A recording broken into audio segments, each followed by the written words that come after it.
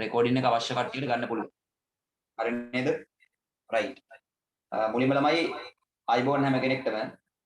එතකොට මේ ඔයයි මමයි ලයිව් ක්ලාස් එකක් විදියට මේ පන්තියෙන් හරියට හම්බෙන පළවෙනි දවස. එහෙම කිව්වොත් හරි. මොකද මේ ඊ අපිට පොඩි තාක්ෂණික ගැටලුවක් එක්ක හරියට මේ පන්ති කරගෙන යන්න බැරි වුණා. දැන් අද ප්‍රශ්නයක් නැහැ. අද ඒ ගැටලු නැහැ මම හිතන්නේ. හරි නේද? හරි. දැන් මට කියන්න බලන්න 2019 පේපර් එක. 2019 පේපර් එක අපි දැන් සාකච්ඡා කරන්නේ. ඒතර අද යන්නේ ළමයි පේපර් ක්ලාස් එක. හොඳයි. මම ඊයේ දැම්මනේ ඔයගලන්ට ඊයේ පොඩි ඉන්ට්‍රොඩක්ෂන් එකක් කරා. සිකුරාදා උදේට යන්නේ පේපර් ක්ලාස් එක. හරිද? ඊළඟට සඳුදායි බ්‍රහස්පතින්දායි දවස් දෙකේ යන්නේ අර අත්‍යවශ්‍ය පාඩම් ටික. ඒ කියන්නේ වැදගත්ම පාඩම් ටික සිලබස් එකේ තියෙන. හරි නේද? එතකොට මේ අද ක්ලාස් එක පටන් ගන්න පේපර් ක්ලාස් එකෙන්. එතකොට අද කතා කරන්නේ 2019 පේපර් එක. එතකොට ළමයි මේ පේපර් එක සම්පූර්ණයෙන්ම අද දවසේ කතා කිරීමක් වෙන්නේ නැහැ. හරිද?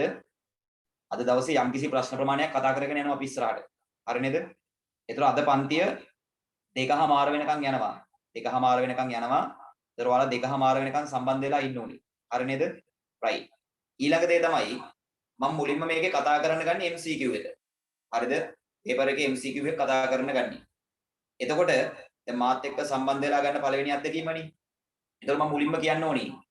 ඔයාලට මම කියන මොනවා හරි දෙයක් තේරෙන්නේ නැත්නම් හක් ගාලා chat එකේ දාන්නේ තේරෙන්නේ නැතිදී. chat එකේ දාන්න.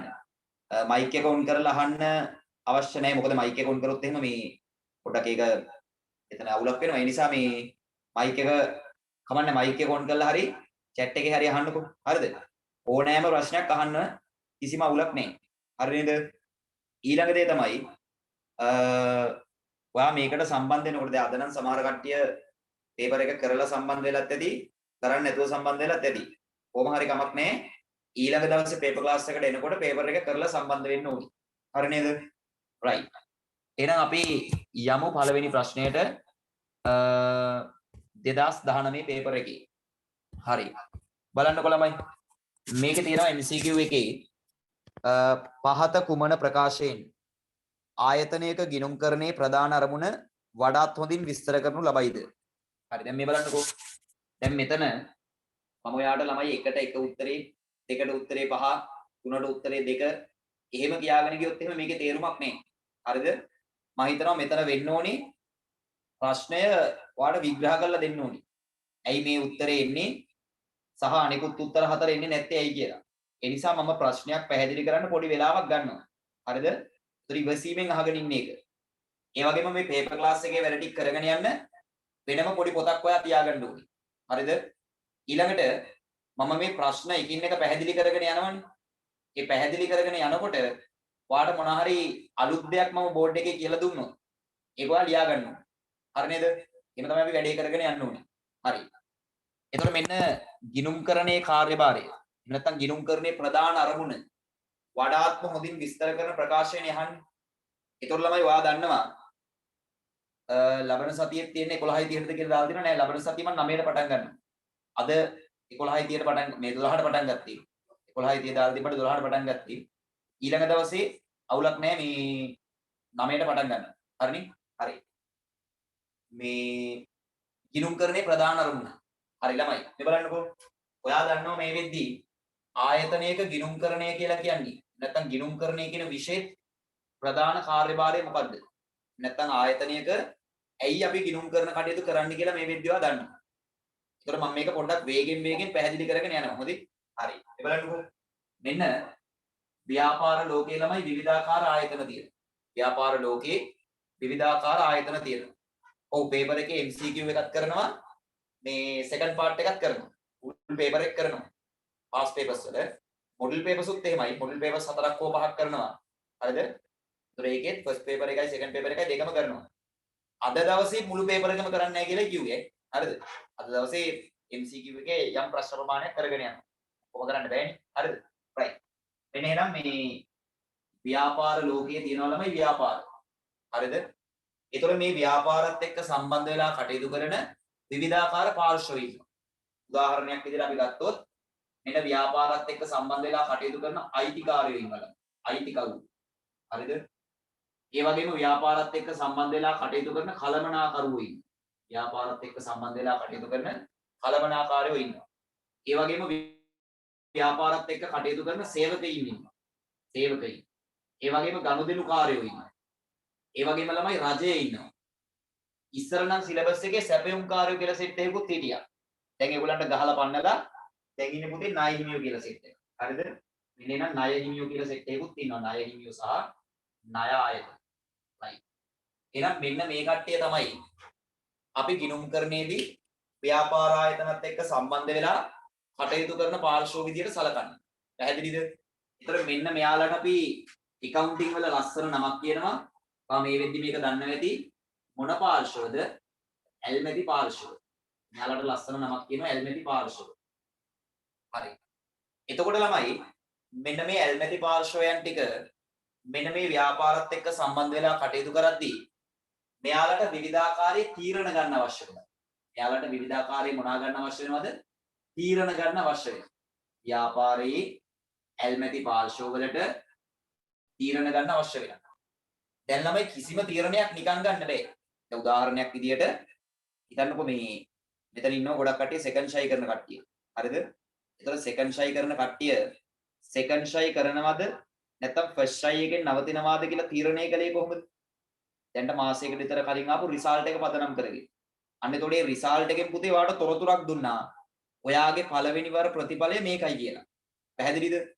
එතකොට මේ තොරතුර දිහා බලලා තමයි ඔයා තීරණය ගත්තේ. මම සෙකන්ඩ් ෂයි කරනවද කැම්පස් යනවද කියන ඒ තීරණය ගත්තේ. පැහැදිලිද? ඒ වගේ මෙන්න මේ ඇල්මැති පාර්ශ්ව වලටත් එයාලගේ විවිධාකාරයේ තීරණ ගන්න අවශ්‍යයි මොනවාද?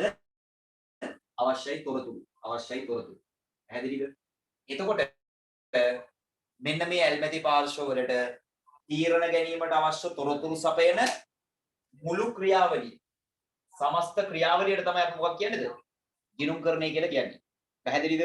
එහෙනම් ඔන්න කවුරු හරි ගිණුම්කරණය කියන්නේ මොකද්ද කියලා දන්නේ නැත්නම් ඔන්න මම පැහැදිලි කරා. මොකද්ද ගිණුම්කරණය කියන්නේ? ව්‍යාපාර ආයතනයක ඇල්මක් දක්වන පාර්ශ්ව වලට තීරණ ගැනීමට අවශ්‍ය තොරතුරු සැපයීමේ මොකද්ද ළමයි? ක්‍රියාවලිය.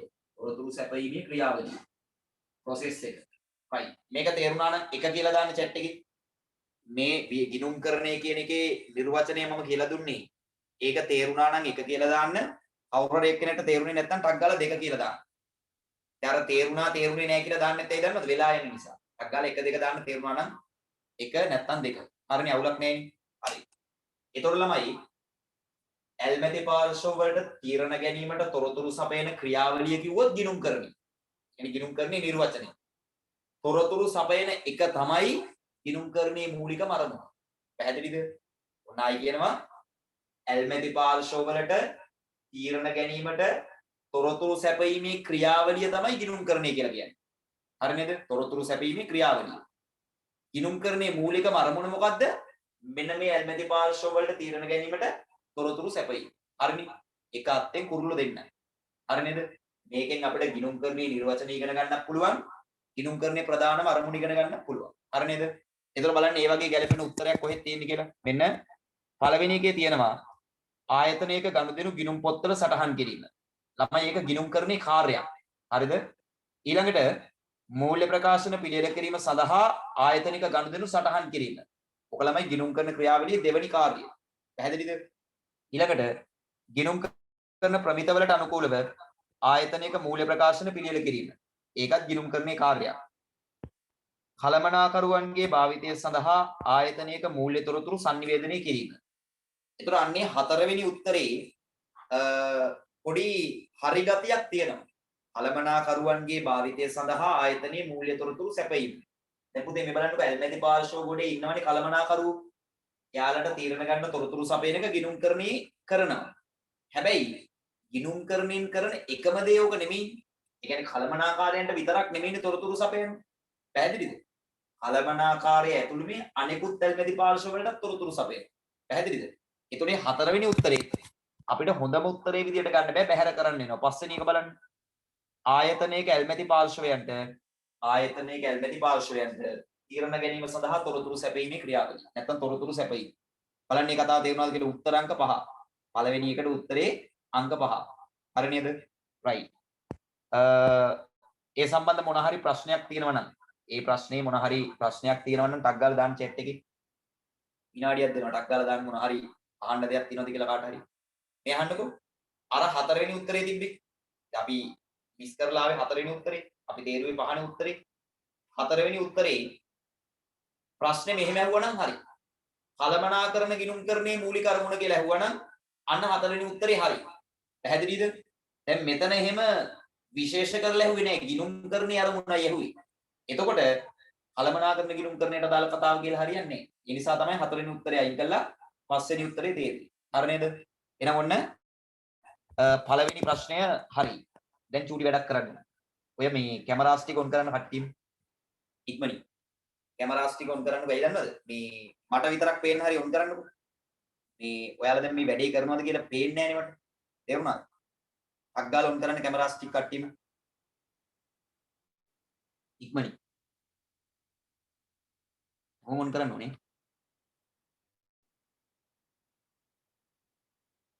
කොහොම ඉතින් ඉක්මනට ඔන් කරන්න. අස්සර මූණ තියෙන ඇති. කැත මූණ තියෙන ඇති කමක් නැහැ. ඔන් කරන්න මමත් කැතයි. ඔන් කරන්න ඉක්මනට. හැම එකම ඔන් කරන්න ඕනේ. අන්න හරි. ඔය තියෙන නියමයි. ඔය විදිහට ඔන් කරන්න ටක් ගාලා. ඔන් කරගෙන වැඩේ කරන් ඇති. ඔයා වැඩේ කරනවා කියලා මට පේනවා. තේරුණාද? නැත්තම් සමහර කට්ටිය ඉන්නවා මේ ඒ කට්ටිය එහෙම මේ වැඩ කරන්නේ ඔහේ බලාගෙන ඉන්නවා නැත්තම් ඕක කරන ගමන් යටින් ෆෝන් එක ඔබනවා. ඒ වගේ වැඩ කරනවා. ඒතකොට එහෙම තේරුමක් නැහෙනේ. අපිට තව චුට්ට දවසයි තියෙන්නේ. හරිද? මේ චුට්ට දවසේ අපි හරියට මහන්සියලා වැඩ කරොත් එහෙම අනිවාර්යෙන් හොඳ රිසල්ට් එකක් ගන්න පුළුවන්. හරිද? ඔයාට මම අර පාඩම් ටික ඔක්කොම කවර් කරලා දෙනවා. ඊට පස්සේ රෙකෝඩින් ක්ලාස් එකට දාලා රෙකෝඩින්ස් ටික දෙනවා. පේපර් ක්ලාස් එක වෙනම යනවා. එතකොට මේ ලොකු වැඩ ප්‍රමාණයක් කරනවා. ඒ නිසා ඒකට මේ පොඩ්ඩක් උමනාවෙන් සම්බන්ධ වෙන්න ඕනේ. හරි. කැමරාස් ටික ඔන් කරගෙන යන්න ඔය ඉතින් ලස්සන මොන ටිකක් තියෙනවා ලස්සන ඉන්නවා කට්ටිය. ඔය ඉතුරු කට්ටියත් ඔන් කර. ඩග්ගල්. ඔන් කරලා නැති කට්ටිය ඉන්නවා. මගේ මුණ පෙන්නන්න ලැජ්ජ වෙන්න එපානේ. බය වෙන්න දු පෙන්නන්න මුණ. හරි. දෙවෙනි ප්‍රශ්නෙට යනවා නේ. ඔන් කරගෙන යන කට්ටිය මූණ පෙන්නලා මේ සමහර කට්ටිය ඉන්න මූණ පෙන්නවා ටක් ගාලා මාරුණා. එහෙම එපා ඔන් කරගෙන ඉන්න ඕක. හරි. ඊළඟට අපි බලනවා දෙවෙනි ප්‍රශ්නය. බලන්න දෙවෙනි ප්‍රශ්නේ. ගිණුම් කරන ක්‍රියාවලිය තුල පහත පියවර සිදුවන නිවැරදි අනුපිළිවෙල කුමක්ද? හරි ළමයි. ඊට කලින් ඔයා අර පළවෙනි ප්‍රශ්නය කරානේ. ඔයාගේ අර පොත තියෙනවනේ ප්‍රශ්න කරන. ආන් එතන ෂෝට් නෝට් එකක් වගේ ටක් ගාලා දාගන්න ඇල්මැති පාර්ශ්ව කියන්නේ මෙන්න මේ 6 දෙනාට කියලා. ආයතනයක ඇල්මැති පාර්ශ්ව කියලා කියන්නේ මෙන්න මුන් සෙට් එකට කියලා ටක් ගාලා දාගන්න. තේරුණාද? අයිතිකාරයෝ, කළමනාකාරයෝ, සේවකයෝ, ගනුදෙනුකාරයෝ, රජය, සැපයුම්කාරයෝ කියලා සෙට් එකක් නැහැ. ණය හිමියෝ සහ ණය සපයන ආයතන. ටක් ගාලා මේක දාගන්න. ඉක්මනට දාගන්න. අනිත් දවසේ ඉඳන් ඔන් කරන්නද සර්? කරන්ට් එක නැති නිසා සිග්නල් නැහැ වීඩියෝ ඔන් කරන්න. හරි අවුලන්නේ. ප්‍රශ්නයක් නැහැ.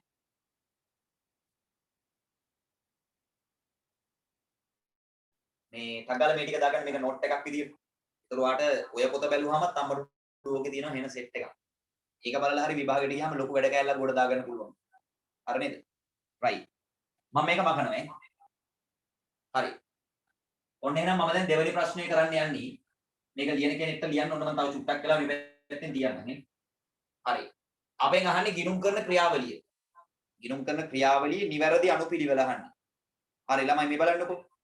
දැන් ආයතනයක ගිණුම් කරන කටයුතු කරන්නේ ඇල්මැති පාර්ශ්ව වලට මොනවා සපයන්නද?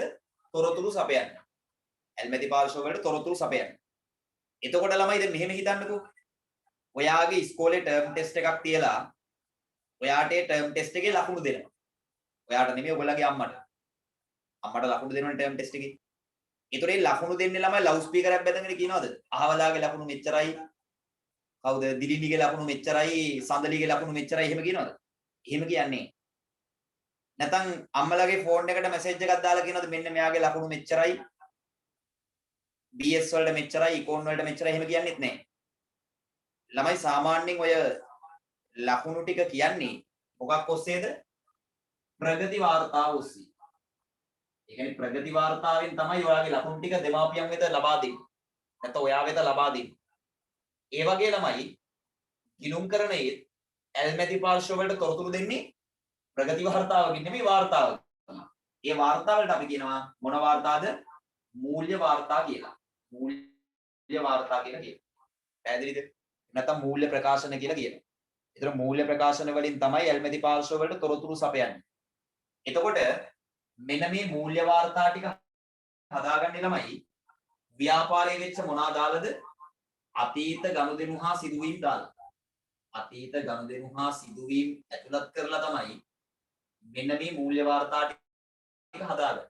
පැහැදිලිද? right. දැන් තමයි වැදගත්ම කතාව. ළමයි නිකන් ගනුදෙනු හා සිද්ධීම් ටිකක් තිබ්බා කියලා අපිට මූල්‍ය වාර්තාවක් හදාගැනීමේ හැකියාවක් නැහැ. ගනුදෙනු ටිකක් තිබ්බා කියලා මූල්‍ය වාර්තාවක් හදාගන්න බෑ. අපිට සිද්ධ වෙනවා යම් නිශ්චිත පියවර සමූහයක් අනුගමනය කරන්න මේ ගනුදෙනු ටික මූල්‍ය වාර්තාවක් බවට පත් කරන්නේ. right. එහෙනම් මෙන්න ගිණුම් කරන ක්‍රියාවලියේ පළවෙනිම ස්ටෙප් එක. ගිණුම් කරන ක්‍රියාවලියේ පළවෙනිම ස්ටෙප් එක. මේක ඔයා මෙහෙමම ලියාගෙන යන්න. මේකේ ලකුණක් එනවා හැමදාම පේපර් එකට. ඔය ප්‍රශ්නේ ඔය දැන් දෙවෙනි ප්‍රශ්නය හැම පේපර් එකකම කොයි හරි අහලා තියෙනවා. ඒ නිසා මේ chart එක දාගන්න අර මම කියන පොතේ. ඒතකොට ඔයාලට ලකුණු දෙකක් නිකම්ම ගෙඩි පිටින් ඇවිල්ලා තියෙනවා. ලකුණු දෙකයිකින් තව කීයද ගන්න තියෙන බලන්න. ආයෙ නිසා ටක් ගාලා දාගන්න. මුලින්ම ආයතනයේ වෙන ගනුදෙනු ටික ළමයි අපි හඳුනා ගැනීම කරන්න ඕනේ. හඳුනා ගැනීම කියලා කියන්නේ අපි ගනුදෙනුව කරපු දවස කවද්ද? කාත් එක්කද ගනුදෙනුව කරේ? මොනවාද ගනුදෙනු කරපු භාණ්ඩ? ගනුදෙනුවේ වටිනාකම කීයද? ගනුදෙනුවට මුදල් ගෙවලා තින්නේ කොහොමද? තවදුරටත් මුදල් ගෙවන්න තියෙනවද? ආන් ඔය විදියට ගනුදෙනුව සම්බන්ධ වැදගත් තොරතුරු ටික අපි අංකයකටම හඳුනා ගන්න ඕනේ. දැන් ළමයි ගනුදෙනුවට දාලා වැදගත් තොරතුරු ටික හඳුනගන්නේ මෙන්න මේ ලේඛන වලින්. මේවට කියනවා මූලාශ්‍ර ලේඛන. ගනුදෙනුවට අදාළ තොරතුරු ටික හඳුනගන්නේ මොනවා වලින්ද? මූලාශ්‍ර ලේඛන වලින්. දැන් මේ හිතන්නකෝ. ඔයා විභාග ලියන්න බස් එකේ නැගලා යනවා. ඒතකොට බස් එකේ ඔයා ගියා කියලා බස් එකෙන් ඔයාට මොනවද දෙනවද? ටිකට් එකක් දෙනවා. අන්න ඒතකොට මේ ටිකට් එක දිහා බැලුවට පස්සේ ඒ ටිකට් එකේ තියෙන ඔයා බස් එකේ නැගලා ගියේ කවද්ද? බස් එකේ අංකය තියෙනවා. ඊට පස්සේ ඔයා කොච්චර දුර ප්‍රමාණයක් ගියාද? ඔයා ඒකට කොච්චර මුදලක් ගෙව්වද? ඒ වගේම ඔන්න ඔය වගේ තොරතුරු ටිකක් තියෙනවා බිල ඇතුලේ. ඒතකොට මේ බිල දිහා බැලුවම ඔයාට පුළුවන් මෙන්න මේක තමයි වෙලා තියෙන ගනුදෙනු කියලා දැනගන්න. ඒ වගේම ඔයාට දැන් මේ දවස්වල ටික රස්නේ. ඒතකොට ඔයා මොකද කරන්නේ? කීල්ස් එකට ගිහින් ලයිව් ස්ට්‍රීම් එකක් කරනවා. අන්න ඒතකොට කීල්ස් එකෙන් ඔයාට දෙනවා බිල් එකක්. ඒතකොට මේ බිල් එකේ තියෙනවා ඩේට් එක තියෙනවා කවද්ද ගනුදෙනු කරපු, ඒ වගේම ටයිම් එක. ඊට පස්සේ ඒ වෙලේ කැෂියර් එකේ හිටපු අක්කගේ නම, ඊට පස්සේ ඔයා ගත්ත අයිස්ක්‍රීම් එකේ ජාතිය, ඒකේ වටිනාකම, ඊට පස්සේ අන්තිමට thank you කියලාත් තියෙනවා. එතකොට අන්න ඒක දිහා බැලුවහමත් ඔයාලට පේනවා මොනවාද ඔයා කීල්ස් එකත් එක්ක කරපු ගනුදෙනුව කියලා. පැහැදිලිද? ඔය විදියට ගනුදෙනුවක් කරාට පස්සේ ඒ ගනුදෙනුව පිළිබඳ වැදගත් තොරතුරු දාලා හදන ලියවිල්ලට තමයි මූලාශ්‍ර ලේඛනයක් කියලා කියන්නේ. ආන්ගේ මූලාශ්‍ර ලේඛනයෙන් තමයි අපි ආයතනය කරපු ගනුදෙනුව මොකක්ද කියලා හඳුනගන්නේ. right. ඊළඟට අංක 2ට මේ හඳුනාගත්ත තොරතුරු ටික ගිහිල්ලා ළමයි අපි වාර්තා කරන්නේ. අංක 2 වාර්තා කිරීම. එහෙම නැත්නම් සටහන් කිරීම කියලා කියන්න පුළුවන්. වාර්තා කිරීම එහෙම නැත්නම් සටහන් කිරීම. පැහැදිලිද? එතකොට ව්‍යාපාරයක මේ ගනුදෙනු වලට දාලා තොරතුරු ටික අපි සටහන් කරන්නේ ළමයි මොනවලද? මූලික සටහන් පොත්වල. මූලික සටහන් පොත්වල. මේ chart එක ඔයා දාගන්න ඕනේ. මූලික සටහන් පොත්වල. right. දැන් ළමයි මේකේ තියෙන තොරතුරු ටික ගිහිල්ලා මූලික සටහන් පොතේ ලියුවා. මුදල් ලැබීම් ජර්නලය, මුදල් ගෙවීම් ජර්නලය, යනුම් ජර්නලය, පොදු ජර්නලය, සුළු මුදල් ගෙවීම් ජර්නලය. ඔය තමයි මූලික සටහන් පොත්. හරිනේ? ඒවයි ලියුවා. ඊට පස්සේ ළමයි කාල පරිච්ඡේදයේ අවසානයේ මෙන්න මේ මූලික සටහන් පොත්වල එකතුව අරගෙන ඒ එකතුව අපි ලෝකපැසියෝලියත් මතක් කරගෙන වර්ග කරනවා. ගිණුම් වලට වර්ග කරනවා. එන අංක 3 තමයි වර්ග කිරීම. වර්ග කරන්නේ මොනවා ඇතුළේද? ලෙජර් ගිණුම් ඇතුළේ. වර්ග කරන්නේ මොනවා ඇතුළේද? ලෙජර් ගිණුම් ඇතුළේ. නැත්නම් පොදු ලෙජර් ඇතුළේ. එහෙනම් මෙන්න ගිණුම් කරන ක්‍රියාවලියේ තුන්වෙනි අදියරේ වර්ග කිරීම.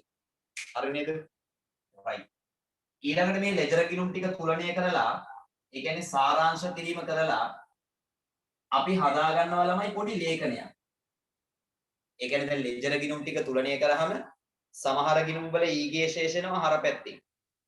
ඒ වගේම සමහර ගිණුම් වල ඊගේ ශේෂෙනවා බැර පැත්තේ. ඕම් ඔය හර පැත්තේ තියෙන ශේෂ ටික හර පැත්තටයි බැර පැත්තේ තියෙන ශේෂ ටික බැර පැත්තටයි දාලා අපි හදාගන්න ලේඛනයට ලස්සන නමක් කියනවා මොකද්ද? ට්‍රයිල් බැලන්ස් එක. එහෙම නැත්නම් ශේෂ පිරික්සුම. එහෙනම් මෙන්න ඊළඟට අපි කරන්නේ ශේෂ පිරික්සුම හදන එක. හරි නේද? ළමයි එතකොට මේ ශේෂ පිරික්සුම දිහා බලාගෙන තමයි මෙන්න මේ කියන මූල්‍ය ප්‍රකාශන ටික හදන්නේ. මූල්‍ය වාර්තා ටික හදන්නේ. දැන් චුට්ටක් ඕගොල්ලෝ දන්නවා ඇති මේ අනිපුද්ගල ව්‍යාපාරවල ගණන් එහෙම හදලා ඇති. හරිද? මීට කලින් ඕගොල්ලෝ පන්ති ගිහිල්ලා ඇති. ඒ පන්ති වල යම්කිසි කොටසක් වා ආවරණය කරගෙන ඇතිනේ. හරිද? එතකොට ඒවයි ඔයා දැකලා ඇති. දැන් අපි ඔය අවසාන ගිණුම් හදද්දී අපිට ගාණ දෙන්නේ ගොඩක් වෙලාවට ශේෂ පිරික්සුමක් එක්ක. ඊට පස්සේ අමතර තොරතුරු ටිකක් පහලින් දෙනවා. අපි ඒ ටික තමයි මූල්‍ය ප්‍රකාශන ඇතුළට දාන්නේ. ඒ වගේ ළමයි මෙන්න මේ ශේෂ පිරික්සුම දිහා බලාගෙන තමයි මූල්‍ය වාර්තා ටික අපි හදන්නේ. ඊට පස්සේ ඔයා හදපු මූල්‍ය වාර්තා ටික අපේ ව්‍යාපාරයේම කලින් අවුරුදු වල මූල්‍ය ප්‍රතිඵල එක්කයි අපේ ව්‍යාපාරයට තරඟකාරී ව්‍යාපාර තියෙනවනේ. ආන් ඒව වල මූල්‍ය ප්‍රතිඵල එක්කයි කම්පෙයා කරලා බලනවා. අපේ ලාභය වැඩි වෙලාද අඩු වෙලාද? පෙර වර්ෂයට සාපේක්ෂව ණය අඩු වෙලාද වැඩි වෙලාද? ආන් ওই විදිහට අපි පොඩි ඇනලයිස් පාර්ට් එකක් කරනවා. අපේ මූල්‍ය ප්‍රකාශන ටික ඇනලයිස් කරනවා. අන්න එහෙනම් පස්වෙනි ස්ටෙප් එක තමයි විශ්ලේෂණය කිරීම. පස්වෙනි ස්ටෙප් එක තමයි විශ්ලේෂණය කිරීම. විශ්ලේෂණ. හරි නේද? ඔය ඔක්කොම කරලා ළමයි ඊට පස්සේ වාර්ෂික මහා සභා රැස්වීමකදී AGM එක කියලා කියන්නේ. ආන්ගේ AGM එකකදී මේ හදන මූල්‍ය වාර්තා ටික මෙන්න මේ ගොයියෝ ටිකට ප්‍රදර්ශනය කරලා දානවා, ප්‍රසිද්ධ කරලා දානවා. පැහැදිලිද කතාව? මට කියන්නේ ගිණුම් කරන ක්‍රියාවලිය පැහැදිලිව තේරුණාද කියලා? විශ්ලේෂණය කරා අන්තිමට මෙන්න මුන් ටිකට sannivedanaya කරා. බලන්න තේරුණාද කියලා ටක් ගාලා. තේරුණා නම් එක දාන්න, තේරුනේ නැත්නම් දෙක දාන්න ඉක්මන් කරන්න. ප්‍රශ්න තියෙනවා නම් අහන්න. මොනින් දාගෙන යන්න ඕනේ දැන් එන්නේ. කට්ටියම ටින්ටින් දාලා දාගෙන යන්න ඕනේ. හරි. එතකොට දැන් මේකේ යන්නකො ප්‍රශ්නෙට නිවැරදි අනුපිළිවෙලනේ අහන්නේ ළමයි. මෙන්න බලන්න අංක 1 තියෙනවා ලෙජර් ගිණුම් තුලණය කිරීම. ගනුදෙනු සඳහා මූලාශ්‍ර ලේඛන පිළියෙල කිරීම. මූලික සටහන් පොත් පිළියෙල කිරීම. ශේෂ පිරික්සුම පිළියෙල කිරීම. ජර්නල් සටහන් ලෙජරේට පිටපත් කිරීම. රයිට්. ඔය ටික බැලුවහම ඔයාට පේනවා අංක 1ටම අපි කරන්න ඕනේ මූලාශ්‍ර ලේඛන හදන එකනේ. එහෙනම් මුලින්ම B මූලාශ්‍ර ලේඛන හැදීම. ඊට පස්සේ මූලාශ්‍ර ලේඛන වල තියෙන ගනුදෙනු ටික මූලික සටහන් පොත් වලට මේ පිටපත් කරන්න එපා. එහෙනම් ඊළඟට C. හරිනේ. ඊට පස්සේ මූලික සටහන් පොත් වල ඒවා ලෙජරේට පිටපත් කරන්න එපා. එහෙනම් E. ඊට පස්සේ ළමයි ලෙජර් ගිණුම් ටික තුලණය කරන්න ඕනේනේ. එහෙනම් A. ඊළඟට ශේෂ පිරික්සුම හදා ගන්න ඕනේ එහෙනම් D. එහෙනම් මෙන්න මේක තමයි පුතේ නිවැරදි අනුපිළිවෙල. BCE AD BCE AD. එහෙම උත්තරයක් තියෙනවා අංක 2. බලන්න ඒක හරිද කියලා. බලන්න ඒක හරිද කියලා. BCE AD අංක 2. හරිනේ දෙක. ඒක අවුලක් නෑ, අමාරු නෑ. මේ chart එක ඔන්න ටක් ගාලා අවශ්‍ය කට්ටිය ඇඳගන්න. ඉතින් අතීත ගනුදෙනු හා සිද්ධීන් හඳුනා ගැනීම, සටහන් කිරීම, වර්ග කිරීම, සාරාංශ කිරීම, විශ්ලේෂණය, මූල්‍ය ප්‍රකාශන තමයි හදාගන්නේ. හරිනේ? right. එහෙනම් මම මකනවා ඊළඟට අපි යනවා මේ තුන්වෙනි ප්‍රශ්නයට. right. තුන්වෙනි ප්‍රශ්නේ තියෙන්නේ මූලාශ්‍ර ලේඛන වලින්. මූලාශ්‍ර ලේඛන සහ මූලික සටහන් පොත් වලින්. මේක මම මකන්නේ. ඔයා මේ තියෙන මම මේ බෝඩ් එකේ දැන් ඇඳ පැහැදිලි කරනවනේ හැමදේම. හරිද? එතකොට ඒක ඔයාගේ ඔය පොතේ දාගන්න. හරිද? එතකොට මොකද්ද වෙන්නේ? මේ පේපර් එක හැදලා තියෙන සිලබස් එකේ හැමතැනම තියෙන පාඩම් වලින්. එතකොට සිලබස් එකේ හැමතැනම පේපර් එකක් කරද්දි මොනවා වෙනවද? ටච් වෙනවා. ඒ වගේම මම මේක පැහැදිලි කරනවානේ. තියරි කාරණාත් එක්ක. ඒතර අනිවාර්යයෙන්ම ලොකු කොටසක් ඔයාලට පේපර් එකක් සාකච්ඡා කරද්දී ආවරණය වෙනවා.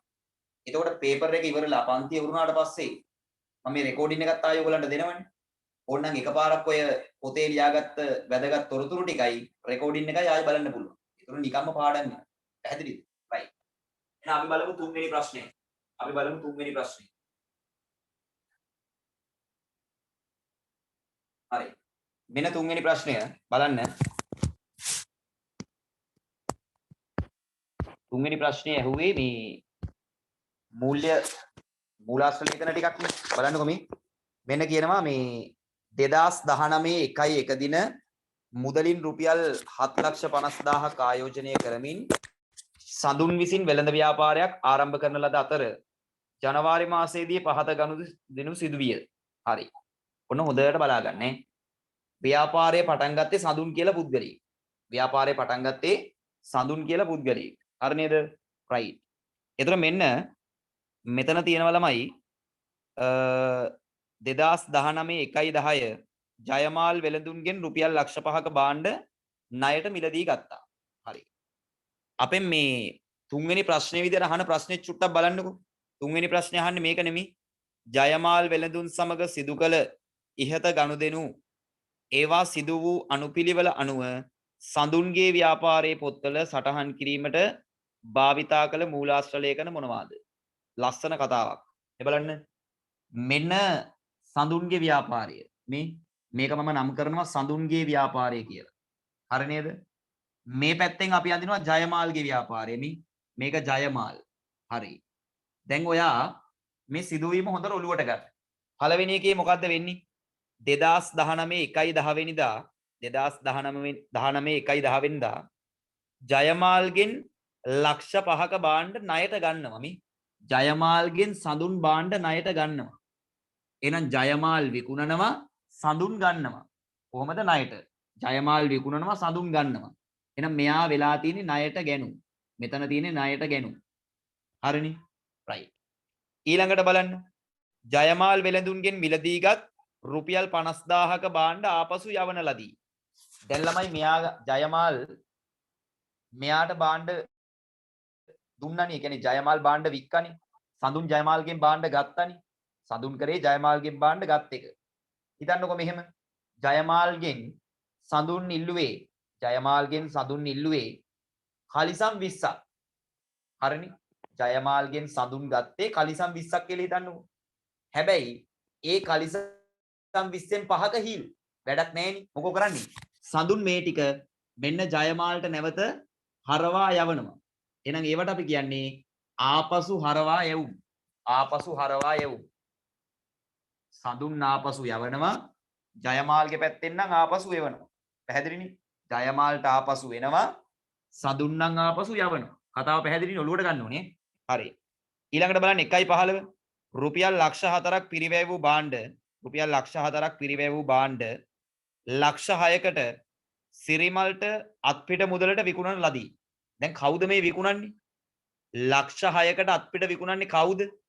ළමයි මේ සඳුන්ගේ ව්‍යාපාරයේ ගනුදෙනු දෙන්නේ. එතකොට මෙන්න මේ සඳුන් තමයි මෙන්න මේ ඉන්න සිරිමලාට මොනා කරන්නේද?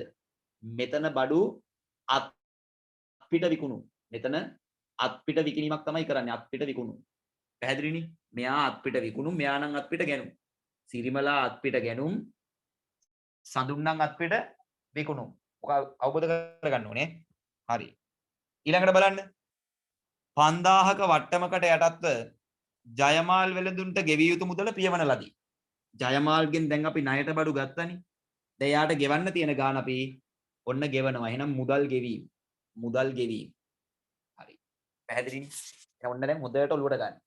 දැන් මේකේ අහලා තියෙන්නේ ජයමාල් වෙළඳුන් සමග සිදු කළ ඉහත ගනුදෙනු ඒවා සිදු වූ අනුපිළිවෙල අනුව සඳුන්ගේ ව්‍යාපාරයේ පොත්වල අන්ඩර්ලයින් කරන්නේ වචනේ. සඳුන්ගේ ව්‍යාපාරයේ පොත්වල කියන එක අන්ඩර්ලයින් කරන්න. අපෙන් අහන්නේ සඳුන්ගේ පොත්වල කොහොමද ලියන්නේ කියලා. සමහර අවුරුදු වල අහලා තියෙනවා මේ වගේ කතාව දීලා ජයමාල්ගේ පොත්වල ලියන්නේ කොහොමද කියලා. එතකොට උත්තරේ ලියන විදිය දැන් මම මේ උත්තරේ කියනවට වඩා වෙනස්. ඒ නිසා හොඳට පරිස්සමින් කියවන්න ඕනේ අංක එක. දැන් මේ අහලා තියෙන්නේ සඳුන්ගේ ව්‍යාපාරයේ පොත්වලනේ. හරි. ළමයි මේ බලන්නකෝ. මුලින්ම සඳුන් මොකද්ද කරේ? ජයමාල්ගෙන් ණයට ගත්තනේ. ඒතර අපෙන් අහන්නේ මූලාශ්‍ර ලේඛන ටිකනේ. පුතේ ණයට ගැනුම් වල මූලාශ්‍ර ලේඛනය තමයි ගැනුම් ඉන්වොයිසිය. වෙළඳ භාණ්ඩ ණයට ගත්තනම් ඒවාට අදාළ මූලාශ්‍ර ලේඛනය තමයි ගැනුම් ඉන්වොයිසිය. හරි නේද? ඊළඟට භාණ්ඩ ආපසු යවුවනේ අංක දෙකට. මේක අංක 1ට වෙච්ච එක, මේක අංක 2, මේක අංක 3, මේක අංක 4 එහෙම දාගන්නත් ඕනේ. හරිනේ? දෙවෙනියට කරේ පුතේ ආපසු යවපු එකනේ. ආපසු යැවුම් වල මූලාශ්‍ර ලේඛනය හරපත. ආපසු යැවුම් වල මූලාශ්‍ර ලේඛනය හරපත. දැන් කවුරු හරි ළමයට ආපසු යැවුම් වල මූලාශ්‍ර ලේඛන පැටලෙනවා නම් මතක තියාගන්න මේක මේ. ඔයා දැකලා තියෙනව නේද එළුව? එළුව මොනවාද කියන්නේ හැම වෙලෙම? එළුව කියන්නේ බෑ කියලා හැම වෙලෙම. ඒ වගේ එළුව විදියට සලකන්නේ එවුම්, බෑ විදියට සලකන්නේ බැරපත. එතකොට හරපත නිකම්ම මතක හිටිනවා යවුම් කියලා. ඔන්න අයි කියනවා එවුම් සලකන් ඒ කියන එළුව සලකන්නේ එවුම් විදියට. බෑ කියන එක සලකන්නේ බැරපත විදියට. එතකොට ආපසු එවුම් වල මූලාශ්‍ර ලේඛනේ බැරපත. එහෙනම් ආපසු යවුම් එක නිකම්ම හරපත. හරිනේ? රයිට්. එහෙනම් මෙතන ආපසු යවුම් හරපත. හරිනේ? රයිට්. ඊළඟට මුදල් ගෙවීමක් සිද්ධ වෙලා තියෙනවා. පේනවද? සෝරි මුදල් ගෙවීමට කලින් මොකද වෙලා තියෙන්නේ මේ? අත්පිට විකුණලා තියෙනවා. මේ අත්පිට විකුණලා. සඳුන් සිරිමලාට අත්පිට විකුණලා. එතකොට සිරිමලා මේ මුදල් ටික සඳුන්ට ගෙවලා. සිරිමලා සඳුන්ට ගෙවලා. සඳුන්ට නම් සිරිමල්ගෙන් ලැබිලා. සඳුන්ට නම් සිරිමල්ගෙන් ලැබිලා. එහෙනම් මුදල් ලැබුණා නම් ලදුපත මූලාශ්‍ර ලේඛනේ අංක 3. ඊළඟට 4 මුදල් ගෙවීම නම් ගෙවීම් වවුචරය. ඔය වගේ තියෙන උත්තරේ බලන්න.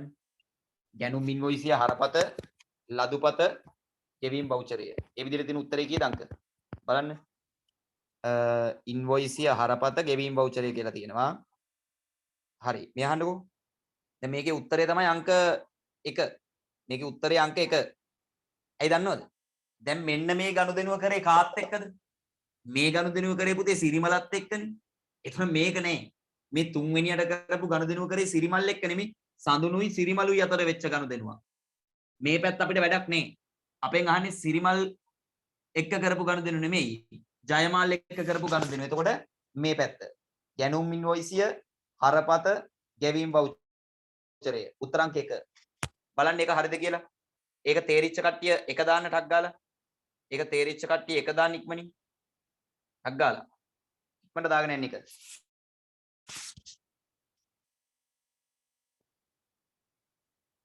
හරි. ඒක අවුලක් නැහෙනි. රයිට්. ඊළඟට අහනවා හතරවෙනි ප්‍රශ්නය. සඳුන්ගේ ව්‍යාපාරයේ 2019 1/12 සිට 2019 1/24 දක්වා 1/12 මොකක්ද උනේ? ජයමාල්ට ආපසු යවපු එක. 1/24 දක්වා මොනවාද වෙන්නේ? අර සිරිමල්ට විකුණන එකයි ජයමාල්ට සල්ලි ගෙවන එකයි. අන්න ඒවා සටහන් කිරීමට දාලා මූලික සටහන් පොත් ටික අහනවා. එතකොට මේ බලන්නකො ළමයි. දැන් මේ ණයට ගැනීම සිද්ධ වුණේ 1/10 නේ. ඒක අපිට වැඩක් නෑ. ඒකයි පරිස්සමින් කියවන්න කියන්නේ සහ අවබෝධ කරගන්න කියන්නේ. අපෙන් අහලා තියෙන්නේ 2019 1/12 සිට. ඒතර 1/12 වෙච්ච ගනුදෙනුව මෙන්න මේ ආපසු යවුම් ගනුදෙනුව. එදා ඉඳන් 24 වෙනිදා වෙනකන් උනේ මේ අත්පිට විකුණුම් මෙන්න මේ මුදල් ගෙවීම් කතාව. ඒතර මේක නෑ ණයට ගැනුම් එක නෑ. එහෙනම් ඉතුරු ගනුදෙනු ටික වාර්තා කරන මූලික පොත අහන්න. ඒතර මෙන්න ලේසි ආපසු යවුම් ජර්නලය ඊළඟට මුදල් ලැබීම් ජර්නලය ඊළඟට මුදල් ගෙවීම් ජර්නලය. ආයි කියනවා ආපසු යවුම් ජර්නලය මුදල් ලැබීම් ජර්නලය මුදල් ගෙවීම් ජර්නලය උත්තර අංක 2. උත්තර අංක 2. ඒකත් තේරුණාද බලන්න? ඒකත් තේරුණාද බලන්න? ටක් ගාලා. රයිට්. අවුලක් නැහෙනේ. ඊළඟට ඔන්න දැන් මෙච්චර වෙලා අපි තියරි කොටස් ටිකක් කරේ. ඔන්න දැන් ගානක් තියෙනවා. හරි. බලන්න මම මේ ටික මකනවා ඈ. මේ ටික මකනවා. ඔයාලට ඇහෙනව නේද? ඇහෙනව නේද?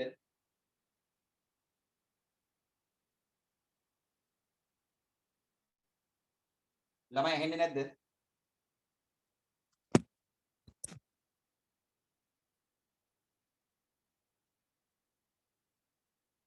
ඇහෙනවනේ හරි.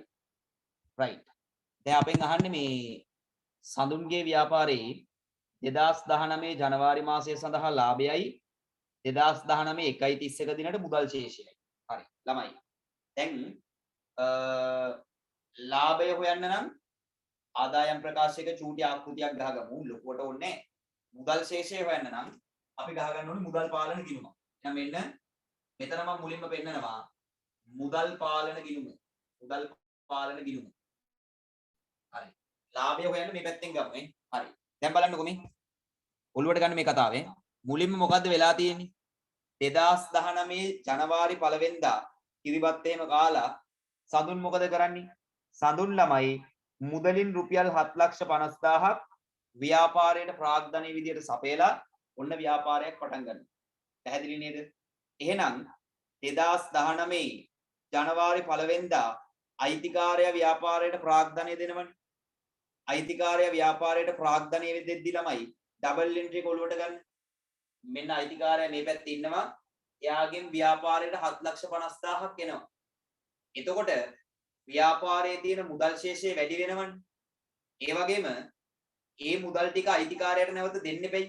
ඉරුම් කරන ඒකක සංකල්පයට අනුව අයිතිකාරයයි ව්‍යාපාරයයි දෙන්නේ.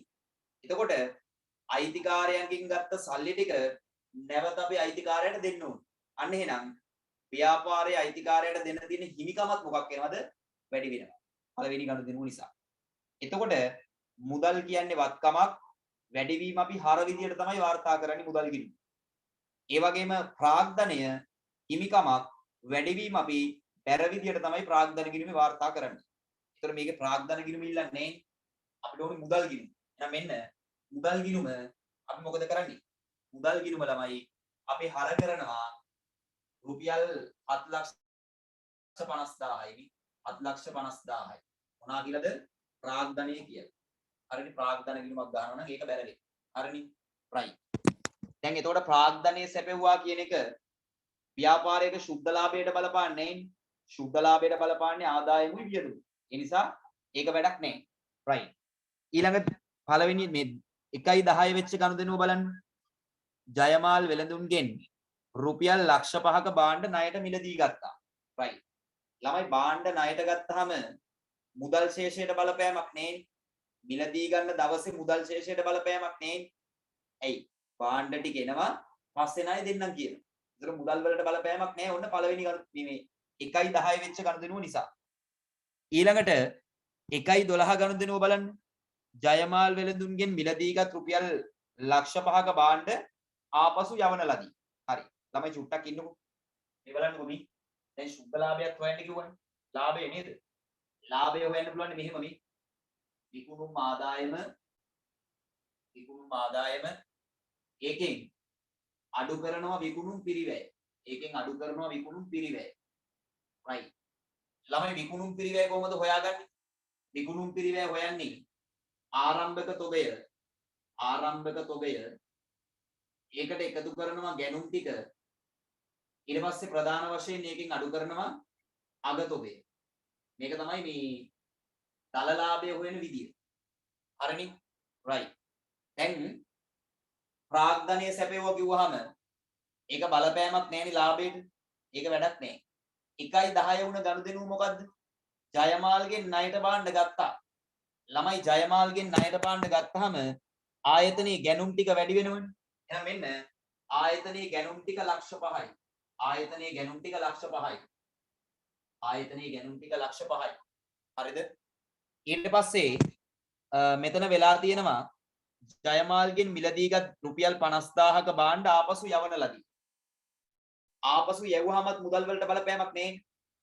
ආපසු යවුම් ගිණුම බැර වෙනවා. ණය හිමියට සල්ලි ගෙවන්න ඕනේ නැති නිසා ණය හිමිය අඩු වෙනවා. ණය හිමිය හර වෙනවා. පැහැදිලිද? එතකොට මෙන්න මෙතනින් මම ආපසු යවුම් කියලා ඒ ආපසු යවපු 50,000 මොනවා කරනවද ළමයි?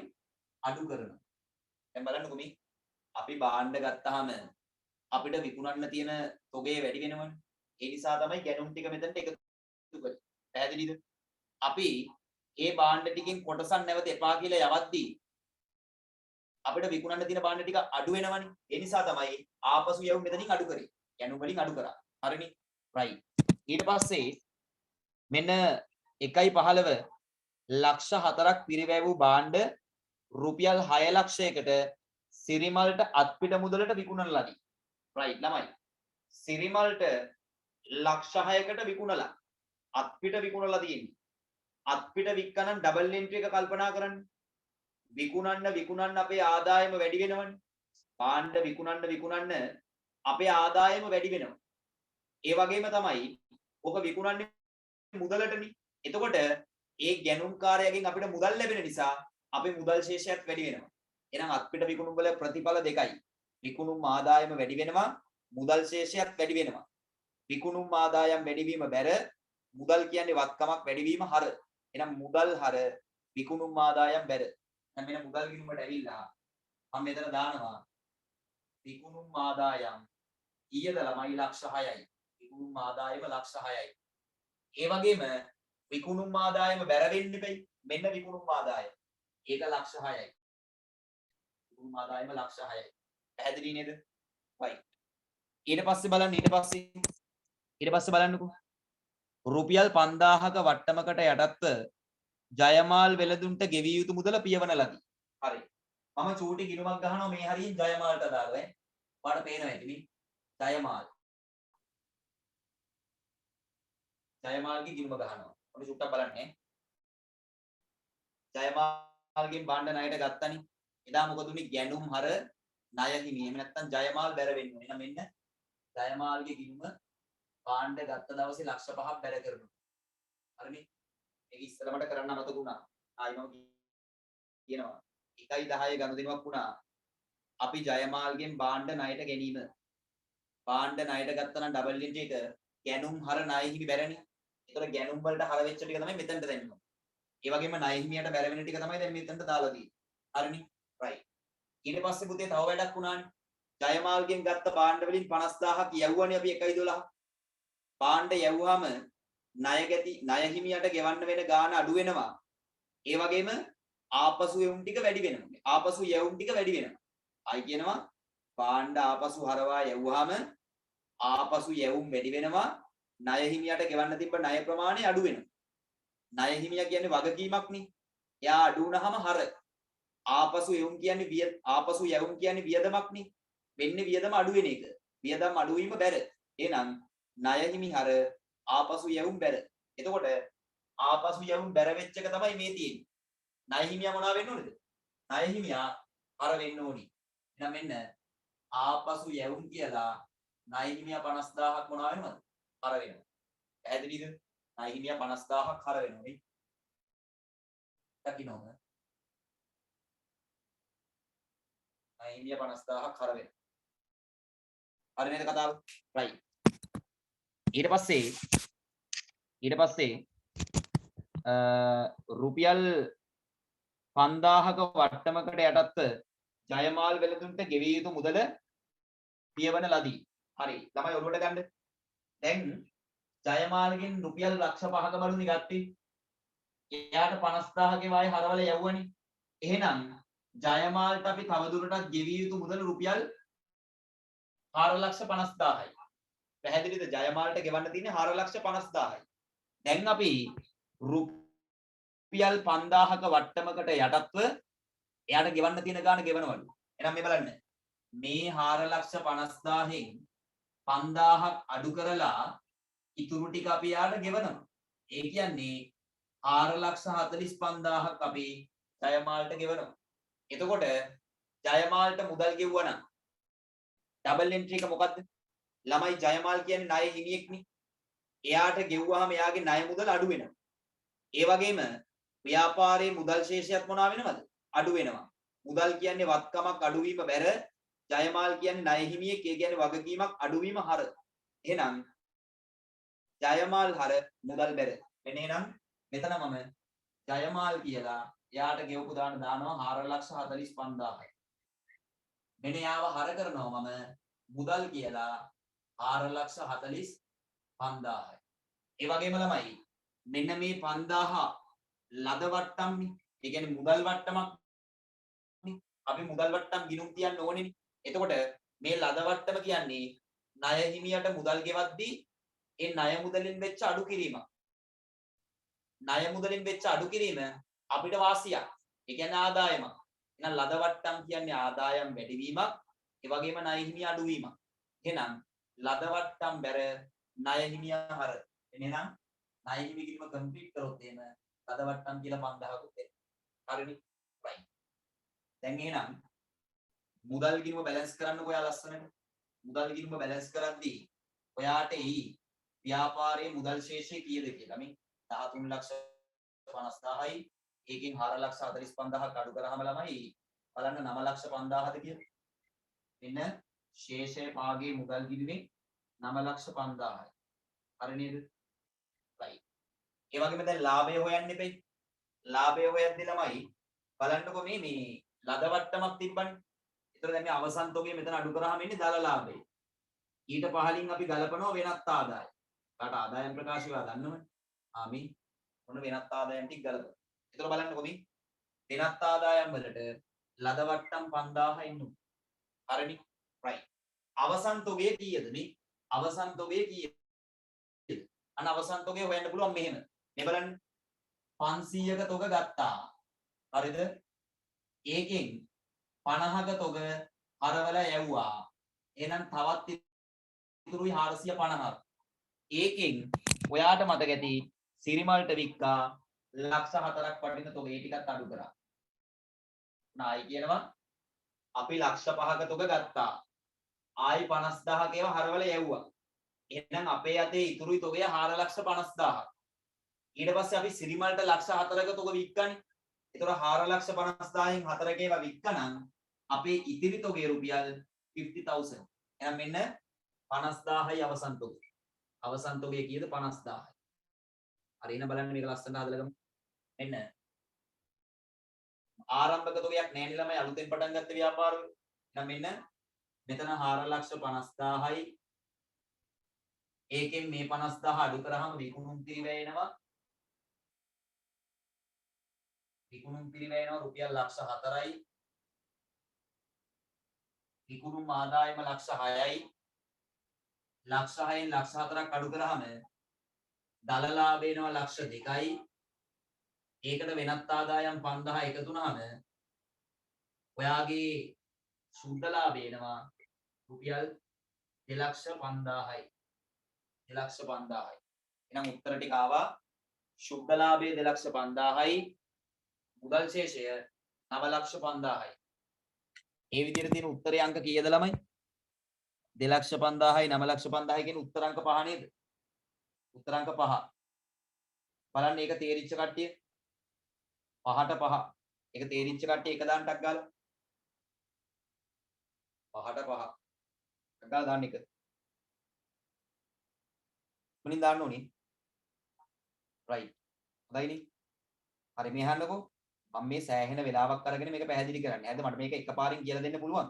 හැබැයි එහෙම නැතුව මම පොඩ්ඩක් ස්පීඩ් එකකින් අඩු කරලා ඒවා මේ ගහලා පෙන්නන්නේ ඔයාට අර කලින් පාඩම් ටික නැවත මතක් වෙන්න. හොඳේ. හරිද? ඒ නිසා ඉවසීමෙන් ඉන්න ඕනේ. දැන් කවුරු හරි කෙනෙක් හිතයි යකෝ මේක මේ හින ලේසි එකක්ගේ සෑහෙන වෙලාවක් කරන්න කියලා. හරිද? නමුත් මෙතන ඉන්න හැමෝම ඔය ලෙවල් එකේ නෑනේ. දැන් හැමෝම ඇවිල්ලා මගේ ඉගෙන ගන්නනේ. ඒත් හැමෝටම තේරෙන විදිහට කියලා දෙන්න. එහෙමද? right. එතකොට ඒක පොඩි වෙලාවක් තරම් පැහැදිලි කරලා තමයි කියලා දෙන්නේ. ඒතර චූටි වෙලාවක් යනවා ගණන් ගන්න එපායි. හරිද? අහගෙන ඉන්න. හරි. ඊළඟට එන්නකෝ 6 වෙනි එකට 6. right.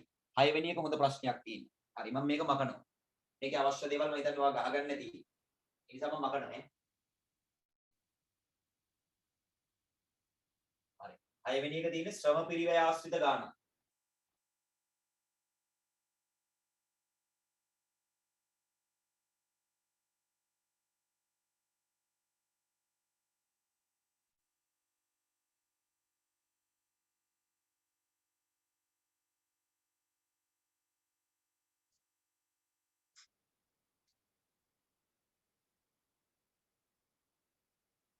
හරි. අපි බලමු 6. මෙන්න බලන්න 6 කියනවා පහත තොරතුරු සමන්ගේ ව්‍යාපාරයේ 2019 මාර්තු මාසයේ වැටුප් ලේඛනයෙන් උපුටා ගන්නා ලදී. මෙම ව්‍යාපාරය 2019 3.1 දින ආරම්භ කරන ලදී. මාර්තු 1 වෙනිදා තමයි පටන් අරන් තියෙන්නේ සුබ මොහොතේ. හරිනේ. මෙතන කියනවා දල වැටුප රුපියල් ලක්ෂ 5යි EPF එකට සේවකයාගෙන් කපන 10%යි ඒ කියන්නේ රුපියල් 50,000යි. ඒතර සුද්ධ වැටුප මුදලින් ගෙවන වැටුප 450යි 4,50,000යි. හරිනේ. ඊට පස්සේ EPF එකට සේවකයාගෙන් කපනවලු දල වැටුප වගේ 15%ක් ඒ කියන්නේ 75,000යි. ඊට පස්සේ ETF එකට සේවකයාගේ දල වැටුප වගේ 3යි. ඒ කියන්නේ 15000යි. හරි. ඊට පස්සේ කියනවා කිසියම් මාසයක EPF හා ETF ඊළඟ මාසයේ 10 වන දින ප්‍රේෂණය කරනු ලබන අතර ශුද්ධ වැටුප එම මාසය තුලදීම මුදලින් ගෙවනු ලබයි. රයිට් ළමයි. සුපිරි ගානක්. මේ බලන්න. අපිට ලස්සන කතාවක් කියනවා මේ. දැන් ශුද්ධ වැටුප තියෙනවනේ. ශුද්ධ වැටුප ඒ මාසෙම ගෙවනවා. ශුද්ධ වැටුප එම මාසෙම මුදලින් ගෙවනවලු සේවකයාට. නමුත් අර සේවකයාගෙන් කපා ගන්නවනේ EPF එකට ගාන 10%ක. ඒ වගේම සේව් ව්‍යාජ දෙනවනේ EPF එකට 15%ක්. ඊට අමතරව ETF එකට 3%ක්. මෙන්න මේ ඉංග්‍රීසි අකුරු ටික. ඒ කියන්නේ මෙන්න මේ EPF ETF ඒ දේවල් ටික මේ මාසේ ගෙවන්නේ ඒක ගෙවන්නේ next month වල ඊළඟ මාසේ. හරි නේද? ඔළුවට ගන්න. හරිද? right. ළමයි එහෙනම් මෙන්න ගිණුම් කරන සමීකරණය මේ වත්කම් සමානයි හිමිකම් ධන වගකීම්. හිමිකම් ධන වගකීම්. right. හොඳට බලා ගන්න මේක. මේ වගේ ගානක් මේ සැරේත් එයි බොහෝ දුරට. right. වත්කම් සමානයි හිමිකම් ධන වගකීම්. ළමයි සේවකයන්ගේ හරිද මේ වගේ EPF ගානක් දුන්නොත් හොඳට අහගන්න මෙච්චරයි කරන්න තියෙන්නේ. EPF ගානක් දුන්නොත් එහෙම නැත්නම් EPF එකත් එක්ක සේවකයාගේ වැටුප සම්බන්ධ මොන හරි ගානක් දුන්නොත් එහෙම ඔයා කරන්න තියෙන්නේ මෙච්චරයි. EPF ETF වෙන වෙලාවක ඔයාට ජර්නල් සටහන් 3යි ගලපන්න තියෙන්නේ. ඔන්න ආයි කියනවා EPF ETF වෙනකොට සමීකරණයක ඔයාට ජර්නල් සටහන් 3යි ගලපන්න තියෙන්නේ. අංක 1ටම සේවකයාගේ දල වැටුප ගලපන්න. සේවකයාගේ දල වැටුප ගලපන්න. ඊට පස්සේ සේව්‍යා කියන්නේ ආයතනය. හොඳයි. සේව්‍යාගේ EPF ටික ගලපන්න. ඒ කියන්නේ කම්පැනි එකේ EPF දායකයේ ගලපන්න. ඒ වගේම සේව්‍යාගේ ETF එක ගලපන ඔච්චරයි. මේ තුන විතරයි ගලපන්න ඕනේ. පැහැදිලිද? සේව්‍යාගේ EPF එක කියන්නේ 115 ගාන, ETF එක කියන්නේ 103 ගාන. ඔච්චරයි ගලපන්න ඕනේ. හරිම ලේසි. හරිනේ? right. මේ බලන්නකෝ. දැන් සේවකයාගේ දල වැටුප ලක්ෂ 5යි. සේවකයාගේ දල වැටුප ලක්ෂ 5යි.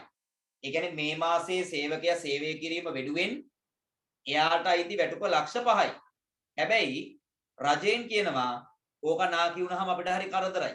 ඒ නිසා අද උපයපු ලක්ෂ 5ම උඩ ගෙදර රයි යන්න දෙන්න එපා. ඒකෙන් 10%ක් කපලා එවන්න අපිට. ඉතුරු ටික එයාට මුදලින් දෙන්න. අර කපාගෙන අපිට උපු ටික එයා නාකි වුණාට පස්සේ අපි එයාට දෙන්න. ඔන්න ඔක තමයි EPF එකෙන් කියන්නේ. ඔන්න ආයි කියනවා EPF එක කියන්නේ රජයේ අරමුදල. හරිද?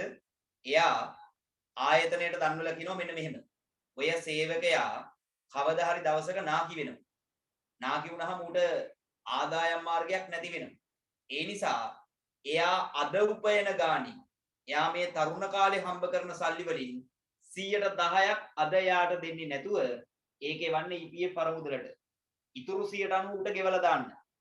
ඌ නාකි වුණාට පස්සේ අර එයාගෙන් කපාගත්ත 10% අපි එයාට දෙන්නම්. ඔක තමයි EPF එකෙන් කියන්නේ. ඊට පස්සේ කියනවා එයාගෙන් විතරක් කපලා මදි. උඹත් අපිට 115ක් එවන්න ඕනේ සේවකයාගේ දල වැටුප වගේ. ඔන්න ඔක තමයි කතාව. හරිනේ? right. එහෙනම් මේ බලන්නකෝ. දැන් ළමයි සේවකයාගේ දල වැටුප ලක්ෂ 5යිනේ. සේවකයාගේ දල වැටුප ලක්ෂ 5යි. දල වැටුප කියන්නේ මේ මාසයේ සේවය කිරීම වෙනුවෙන් සේවකයාට ලැබෙන්න ඕනේ සමස්ත ප්‍රමාණය. මේ මාසයේ සේවය කිරීම වෙනුවෙන් සේවකයාට ලැබෙන්න ඕනේ සමස්ත ප්‍රමාණය. දැන් ළමයි ඒක සේවකයාට ඔක්කොම මුදලින් දෙන්නේ නැහැ අද. නමුත් වියදම කියන්නේ මොකද්ද? අදාළ ගානටනේ. සේවකයා සේවය කිරීම වෙනුවෙන් එයාට ලැබෙන්න ඕනේ මුළු ගාන ලක්ෂ 5යිනේ. අද මුදලින් දෙන්නේ 4,50,000. ඒක හරි. අපි වියදම කියන්නේ මුදල් ගෙවන ප්‍රමාණයට නෙමෙයි සමස්ත ප්‍රමාණයට. එහෙනම් මෙන්න අපි මුලින්ම දල වැටුප වාර්තා කරනවා මේ. වියදම විදියට වාර්තා කරනවා ලක්ෂ 5යි. මෙන්න දල වැටුප කියන්නේ වියදමක්. වියදම වැඩි වෙනවා. ඒතකොට ශුද්ධ ලාභය අඩු වෙලා ඒකේ ප්‍රතිඵලයක් විදියට හිමිකමත් ලක්ෂ 5ක් මොනවා වෙනවද? අඩු වෙනවා. හිමිකමත් ලක්ෂ 5ක් අඩු වෙනවා. ඔන්න වියදම. මේ පෙන්නුවේ මතක තියාගන්න දල වැටුප මේ පෙන්නුවේ. මේ පෙන්නුවේ මොන වැටුපද? දල වැටුප මේ පෙන්නුවේ. අපි ආයතනයේ වියදම විදියට සලකන්නේ දල වැටුපමි. මේක තමයි වියදම විදියට සලකන්නේ. හරිනේ? right. දැන් මේ දල වැටුපෙන් සම්පූර්ණ ගානම අද ගෙව්වද සේවකයන්? නෑනේ ළමයි. 10%ක් ඒ කියන්නේ 50000ක් අඩු කරලා ඉතුරු 4,50,000 තමයි සේවකයාට ගෙව්වේ. එහෙනම් සේවකයාට ගෙවද්දී ආයතනයේ මුදල් අඩු වෙන්නේ කීයද? 4,50,000යි. වත්කම් අඩු වෙන්නේ 4,50,000යි මුදල්. ඇයි ඒ?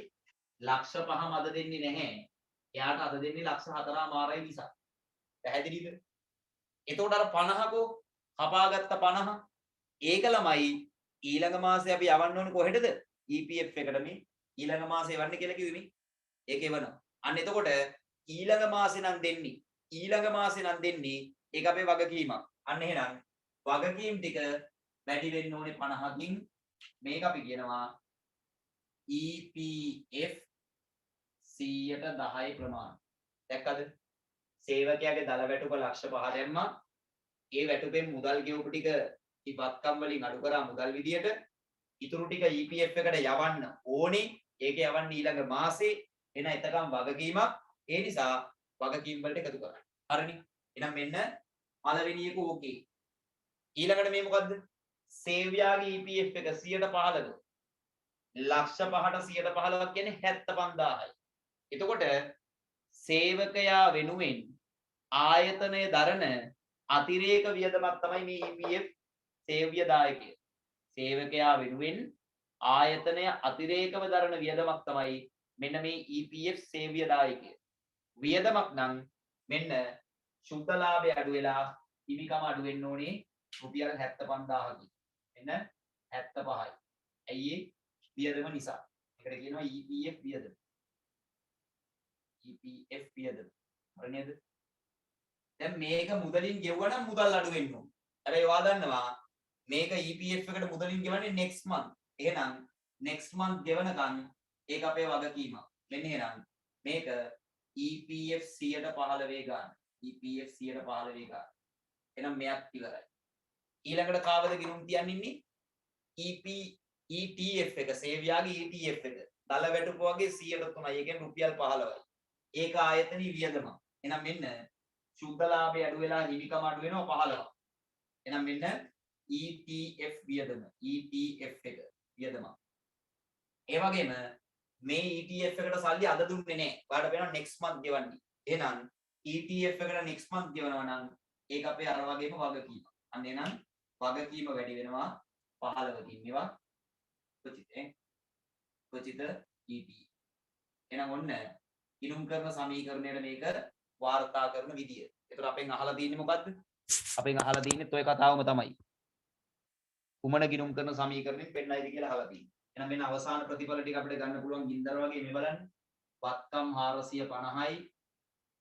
මෙතන 500යි. ඒ කියන්නේ ඍණ 590යි. මෙතන 90යි 140යි. එහෙනම් ඔන්න ලස්සනට ඇවිල්ලා තියෙනවා ගිණුම් කරන සමීකරණය. ඒතර උත්තරේ බලන්න. 450යි වත්කම් 450ක් අඩු වෙනවා. හොඳට බලන්න දෙවෙනියට තියෙන ළමයි වගකීම්. වගකීම් 140ක් ධන වෙන්න ඕනේ. හිමිකම 590ක් ඍණ වෙන්න ඕනේ. උත්තර අංක 2. උත්තරේ අංක 2. 6 වෙනි එකට උත්තරේ අංක 2. ඒක තේරුණ කට්ටිය දාන්න 1. තේරුනේ නැත්නම් 2 දාන්න ඉක්මන් කරන්න. තේරුණා නම් 1 තේරුනේ නැත්නම් 2. අග්ගා. තේරුණා නම් 1 තේරුනේ නැත්නම් 2 ඉක්මන් කරන්න ළමයි.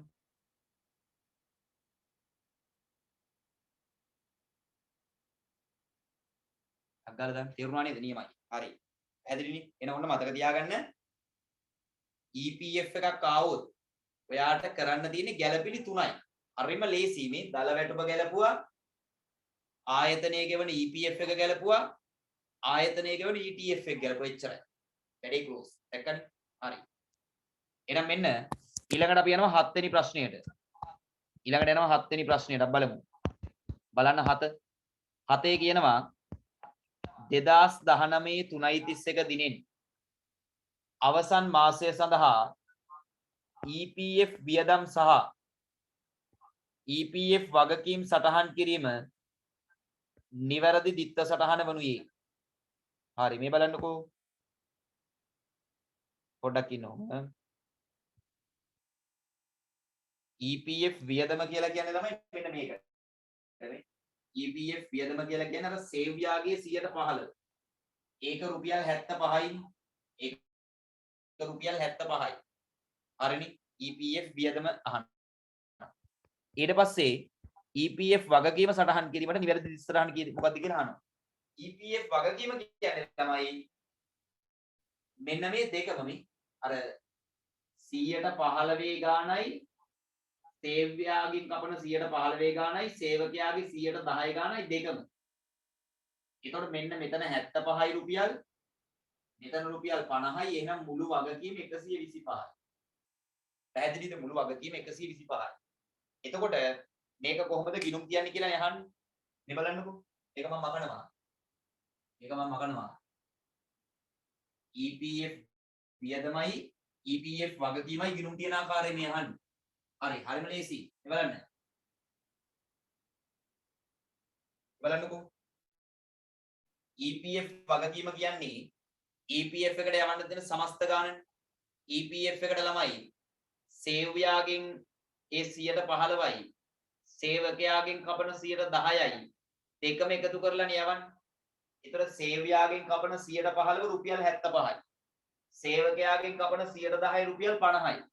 එතකොට EPF එකට යවන්න තියෙන සමස්ත ගාණ රුපියල් 125යි.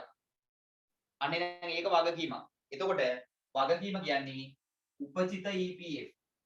උපචිත EPF එක රුපියල් 125ක් වෙන්න ඕනේද? දැර වෙන්න ඕනි. උපචිත EPF 125යි බැර.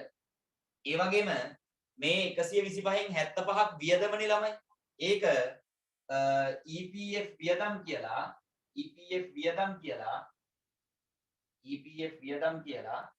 හර වෙන්න ඕනේ 75යි. EPF වියදම් කියලා හර වෙන්න ඕනේ 75යි. ඊළඟට අර 50ක් තියෙනවනේ වැටුප්පා වේතන වලින් කපන එක. තේරුණාද? 50ක් තියෙනවා වැටුප්පා වේතන වලින් කපන එක. එතකොට ඒ 50 වැටුප්පා වේතන ගිණුමට හර වෙන්න ඕනි. ඒ 50 වැටුප්පා වේතන ගිණුමට හර වෙන්න ඕනි. එතකොට මෙන්න එහෙනම් ඒ 50 වැටුප්පා වේතන ඒ ගිණුමට හර වෙන්න ඕනි වියදම වැඩි වීම. දැන් මෙන්න උත්තරේ ගලපන විදිය. බලන්න උත්තරාංක කීයද කියලා මේ බලන්න. හොඳට බලන්න. මේක තමයි අර 115 ගාන. මේක තමයි 115 ආයතනයේ දරන අතිරේක වියදම. මේ 50 කොහොමද දල වැටුප ඇතුලේ තියෙනවා මේ 50. එතකොට මේ 110 ඇවිල්ලා තියෙන්නේ දල වැටුප ඇතුලේ. ඒක වැටුප්පා වේතන ගිණුම ඇතුලේ. ඊට පස්සේ මේ දෙකේම එකතුව කියන්නේ 125ක් උපදිත EPF. උත්තරේ අංක බලන්න කීයද කියලා. උත්තර අංක 5. හරි නේද? ඒක තේරිච්ච කට්ටිය එක දාන්න. තේරුනේ නැත්නම් දෙක දාන්න. ඉක්මනින්. තේරුණා නම් එක තේරුනේ නැත්නම් දෙක ඉක්මන් කරන්න. ඩග්ගල්. තේරුනේ නැත්නම් දාන්නේ. බය නැතුව අහන්න කියලා දෙන්නේ. හරිද? කවුරු හරි එක්කෙනෙක්ට තේරුනේ නැත්නම් කියලා දෙන්න. කිසිම අවුලක් නැහැ. හරි තේරුණානේ අවුලක් නැහැ. ඊට මම යනවා ඉස්සරහට. හරි.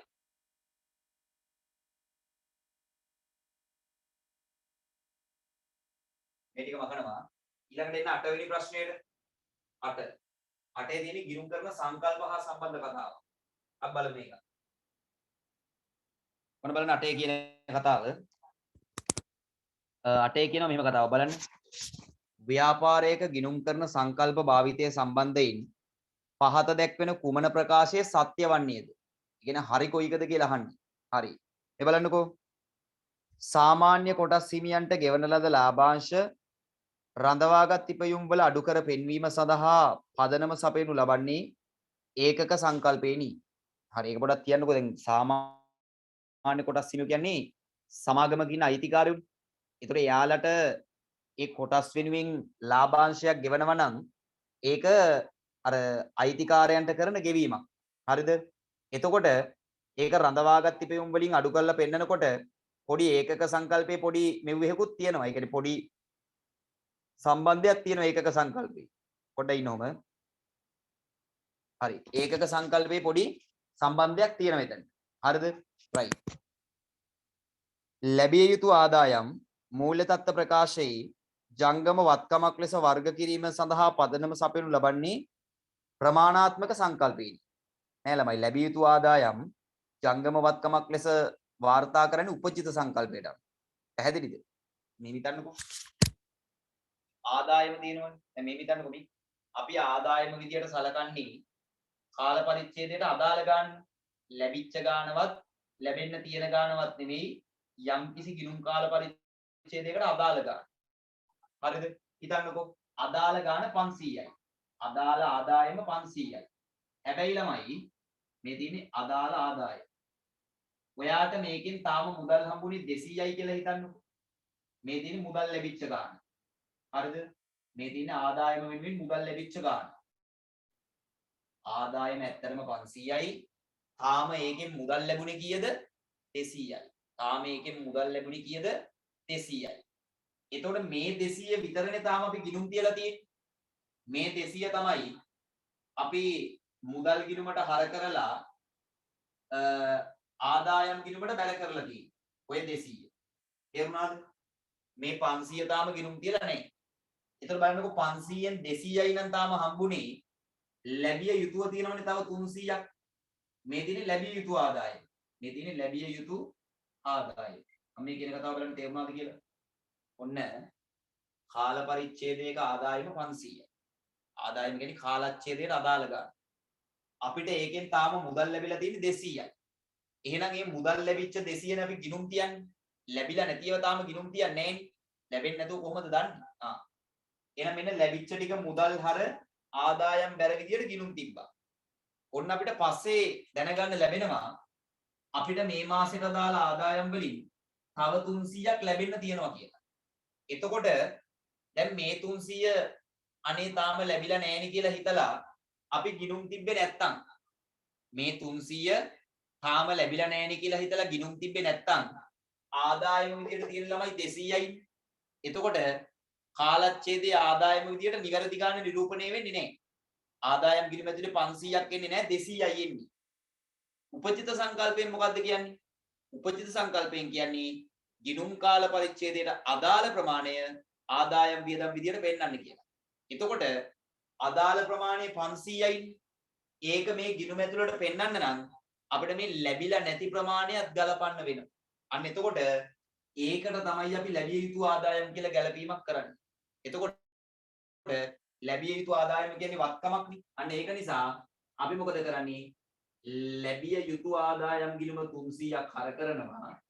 මෙන්න මේ අදාළ ආදායම් ගිණුම 300ක් බැර කරනවා. එතකොට ළමයි මේ බලන්න ආදායම් ගිණුම ඇතුලේ ලස්සනට රුපියල් 500ක් නිරූපණය වෙනවා. ඒක අපිට පුළුවන් ලාභ ප්‍රකාශයට අරගෙන යන්න. පැහැදිලිද? එතකොට ප්‍රමාණාත්මක සංකල්පය නෙමෙයි ලැබිය යුතු ආදායම් ජංගම වත්කම් විදියට ගලපන්නේ මොන සංකල්පයෙන්ද? මේ උපජිත සංකල්ප. උපලබ්ධි නෙමෙයි. උපලබ්ධි නෙමෙයි. ඒ කියන්නේ උපලබ්ධි වල පොඩි මේ සම්බන්ධයකුත් තියෙනවා. නමුත් උපලබ්ධි නෙමෙයි. උපයනකම් ප්‍රව කරන්න බෑ කියලා කියන්නේ උපලබ්ධි වලින්. ඒක උපලබ්ධි නෙමෙයි. ඒ ආදායම් හඳුනා ගන්න සංකල්පයක්. අපෙන් අහන්නේ ලැබිය යුතු ආදායම. තේරුණාද? ලැබිය යුතු ආදායම කියන්නේ ආදායමක් නෙමෙයි වත්කම් කැලලක්. ඒතර ඒක ගැළපීම නිසා තමයි ආදායම මෙතනට ආවේ. ඒතර වඩා හොඳයි උපජිත සංකල්පය. හරිනේ? රයිට්. 3 බලන්න. ණය හිමියන්ගෙන් ලද වට්ටම් ආදායමක් ලෙස හඳුනා ගැනීම සඳහා පදනම සපයනු ලබන්නේ ගැළපුම් සංකල්පයෙන්. නෑ. ගැළපුම් සංකල්පයෙන් කියන්නේ ළමයි එතනට එන්න තොල් උපජිතයි. ණය හිමියන්ගෙන් ලැබිච්ච වට්ටම ආදායමක් විදියට සලකන්නේ කාලච්ඡේදයට අදාළ ප්‍රමාණයෙන්. පැහැදිලිද? ඒකත් මේ මොනවාද උපජිත උපලබ්ධි විදියට ගන්නත් පුළුවන්. හැබැයි ගැළපුම් විදියට ගන්න බෑ. ළමයි ගැළපුම් වලදී කියන්නේ ආදායමක් උපයන්න යම්කිසි වියදමක් ගියා නම් ඒ ආදායමට එරෙහිව වියදම ගලපලා පෙන්නන්න කියන්නේ. පැහැදිලිද? ආදායමට එරෙහිව වියදම ගලපන්න කියන්නේ ආදායම ගලපන්න නෙමෙයි. ඒතර ලදවට්ටම් කියන්නේ ආදායමක්නේ. එහෙනම් ඒක ගලපන්න මේ ගලපන්නේ ගැළපුම් සංකල්පයට අනුව නෙමෙයි. ඒතර ඒ උත්තරේ සලකන්න බෑ අපිට. 4 බලන්න. ණය ගැතියන්ට දුන්වට්ටම් වියදමන් ලෙස හඳුනා ගැනීම සඳහා පදනම සපයනු ලබන්නේ උපලබ්ධි සංකල්පේ. නෑ. උපලබ්ධි සංකල්පයෙන් පදනම සපයන්නේ ආදායම් හඳුනගන්න. ඒතර හතරවෙනි උත්තරෙත් වැරදි. අසම්භාව්‍ය වගකීම් මූල්‍ය තත්ත්ව ප්‍රකාශයේ වගකීමක් ලෙස හඳුනා ගැනීම සඳහා පදනම සපයනු ලබන්නේ විචක්ෂණ සංකල්පේ. ඒකත් වැරදි. ළමයි එතකොට වඩා හොඳ උත්තරේ විදියට එන්නේ ආන් අර සාමාන්‍ය කොටස් හිමියන්ට ගෙවන ලාභාංශ කියන උත්තරේ. ලාභාංශ ගෙවන්නේ එයා අපේ අයිතිකාරයෙක් නිසා. ඒක අයිතිකාරයට කරන ගෙවීම් රඳවාගත් තිබෙ වලින් අඩු කරන්නේ මොනවා විදියටද? ඒකක සංකල්පේ ප්‍රායෝගික භාවිතයක් විදියට. එන උත්තරාංක 1. 8 වෙනි එකට උත්තරේ අංක 1යි. බලන්න ඒක තේරුණා නම් දාන්න chat එකේ. 8 වෙනි එකට උත්තරේ අංක 1. ප්‍රශ්න තියෙනවා නම් අහන්න. 8 වෙනි එකට උත්තරේ අංක 1. හරිනේ? right. ඊළඟට 9. ඊළඟට 9. හරි. 9 මොකක්ද අහන්නේ කියලා බලන්න.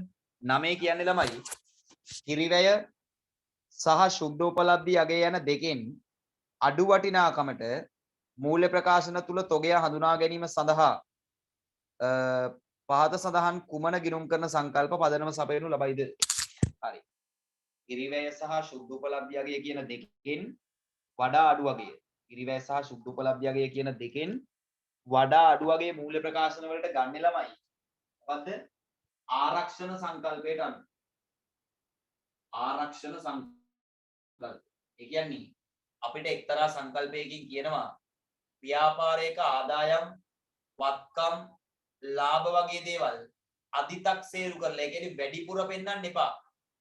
ඒ වගේම වියදම් වගේ අලාභ වගේ දේවල් ඌනතක්සේරු අවතක්සේරු කරන්න එපා. අඩු කරලා පෙන්වන්න එපා. අදාළ දේවල් සත්‍ය තත්ත්වයන් වලින් පෙන්වන්න. ඕක තමයි ආරක්ෂණ සංකල්පයෙන් කියන්නේ. උදාහරණයක් විදියට පවත්නා තත්වයෙන් පෙන්වන්න. ඒ තමයි ආරක්ෂණ සංකල්පයෙන් කියන්නේ. එහෙම නැත්නම් අපිටමයි පාඩුව. පැහැදිලිද?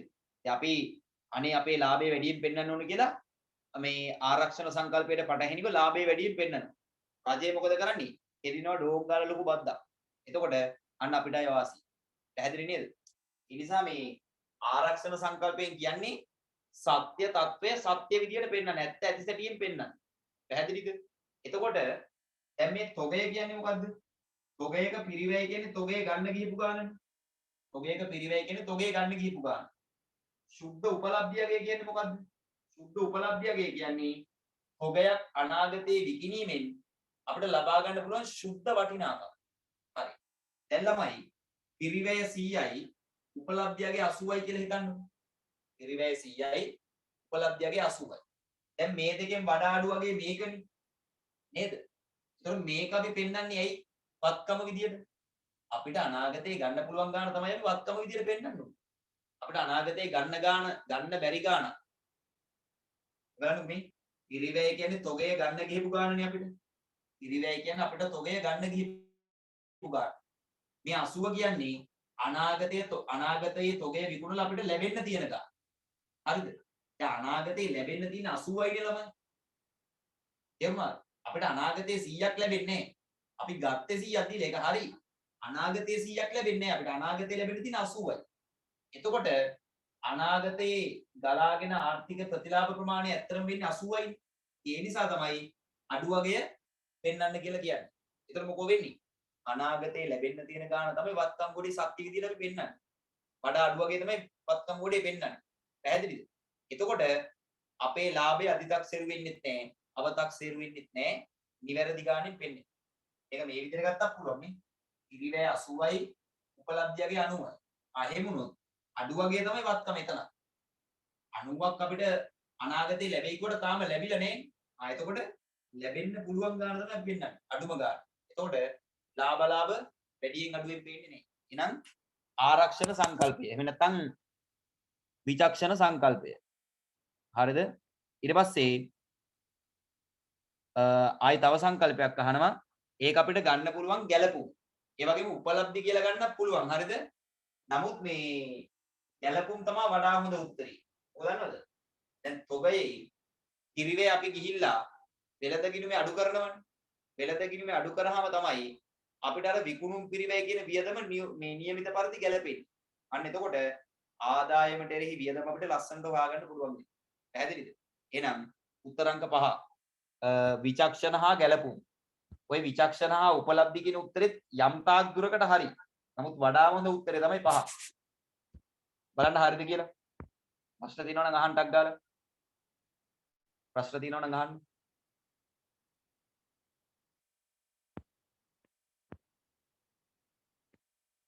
හරි. ඊළඟට 10.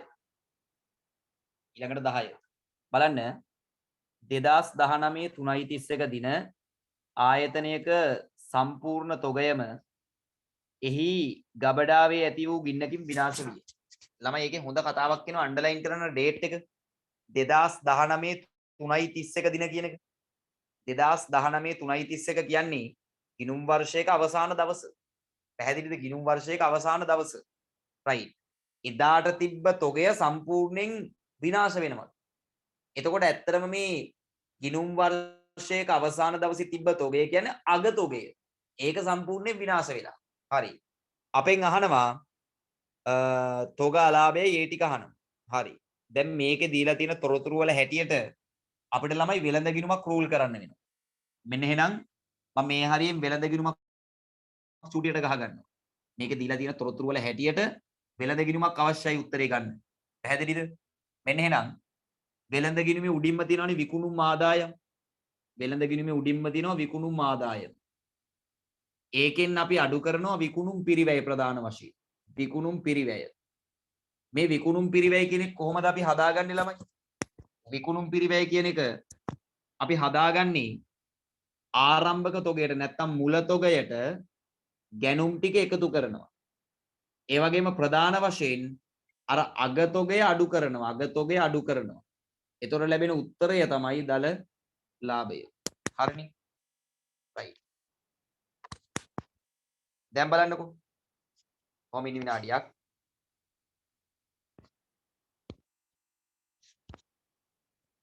දැන් බලන්නකෝ මේ.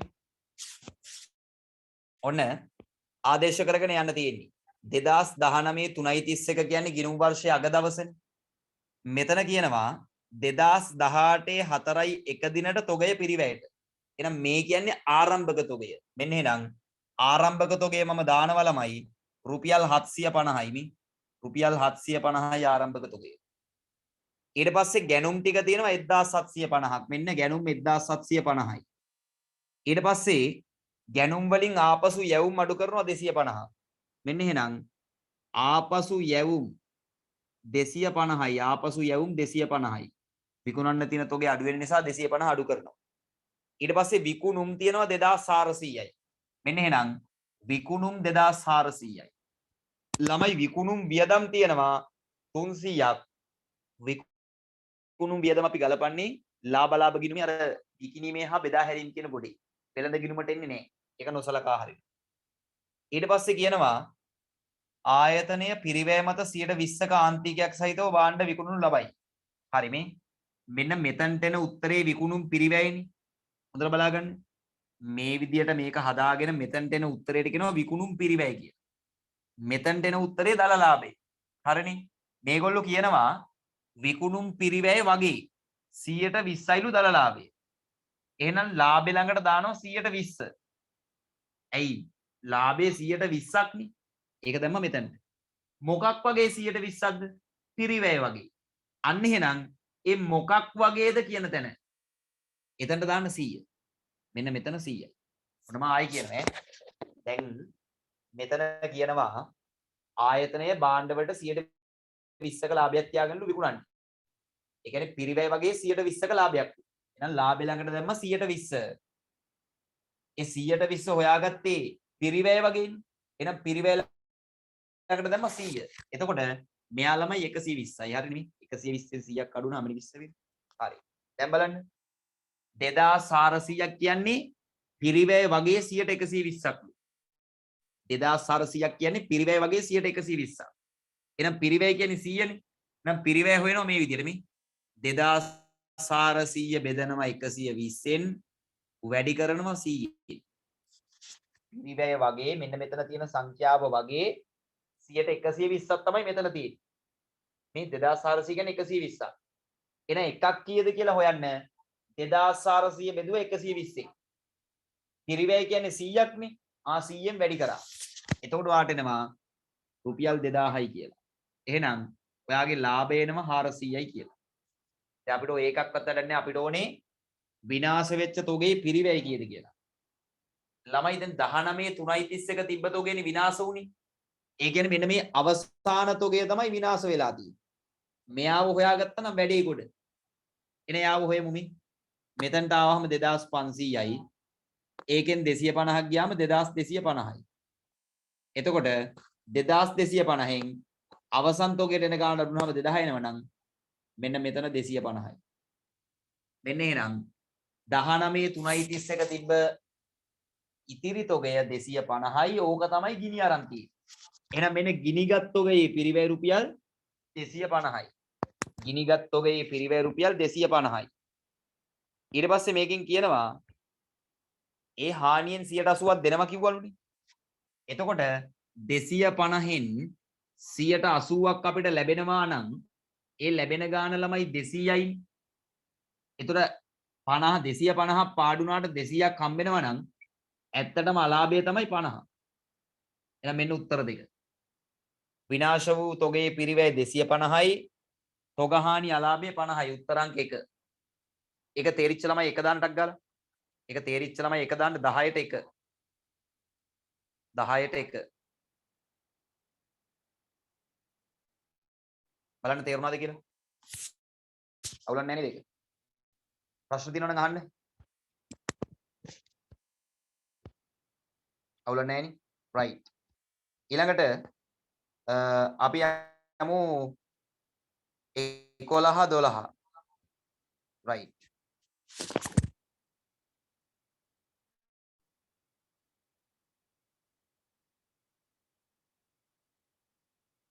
වෙනි එකයි 12 වෙනි එකයි ඈ. බලන්න.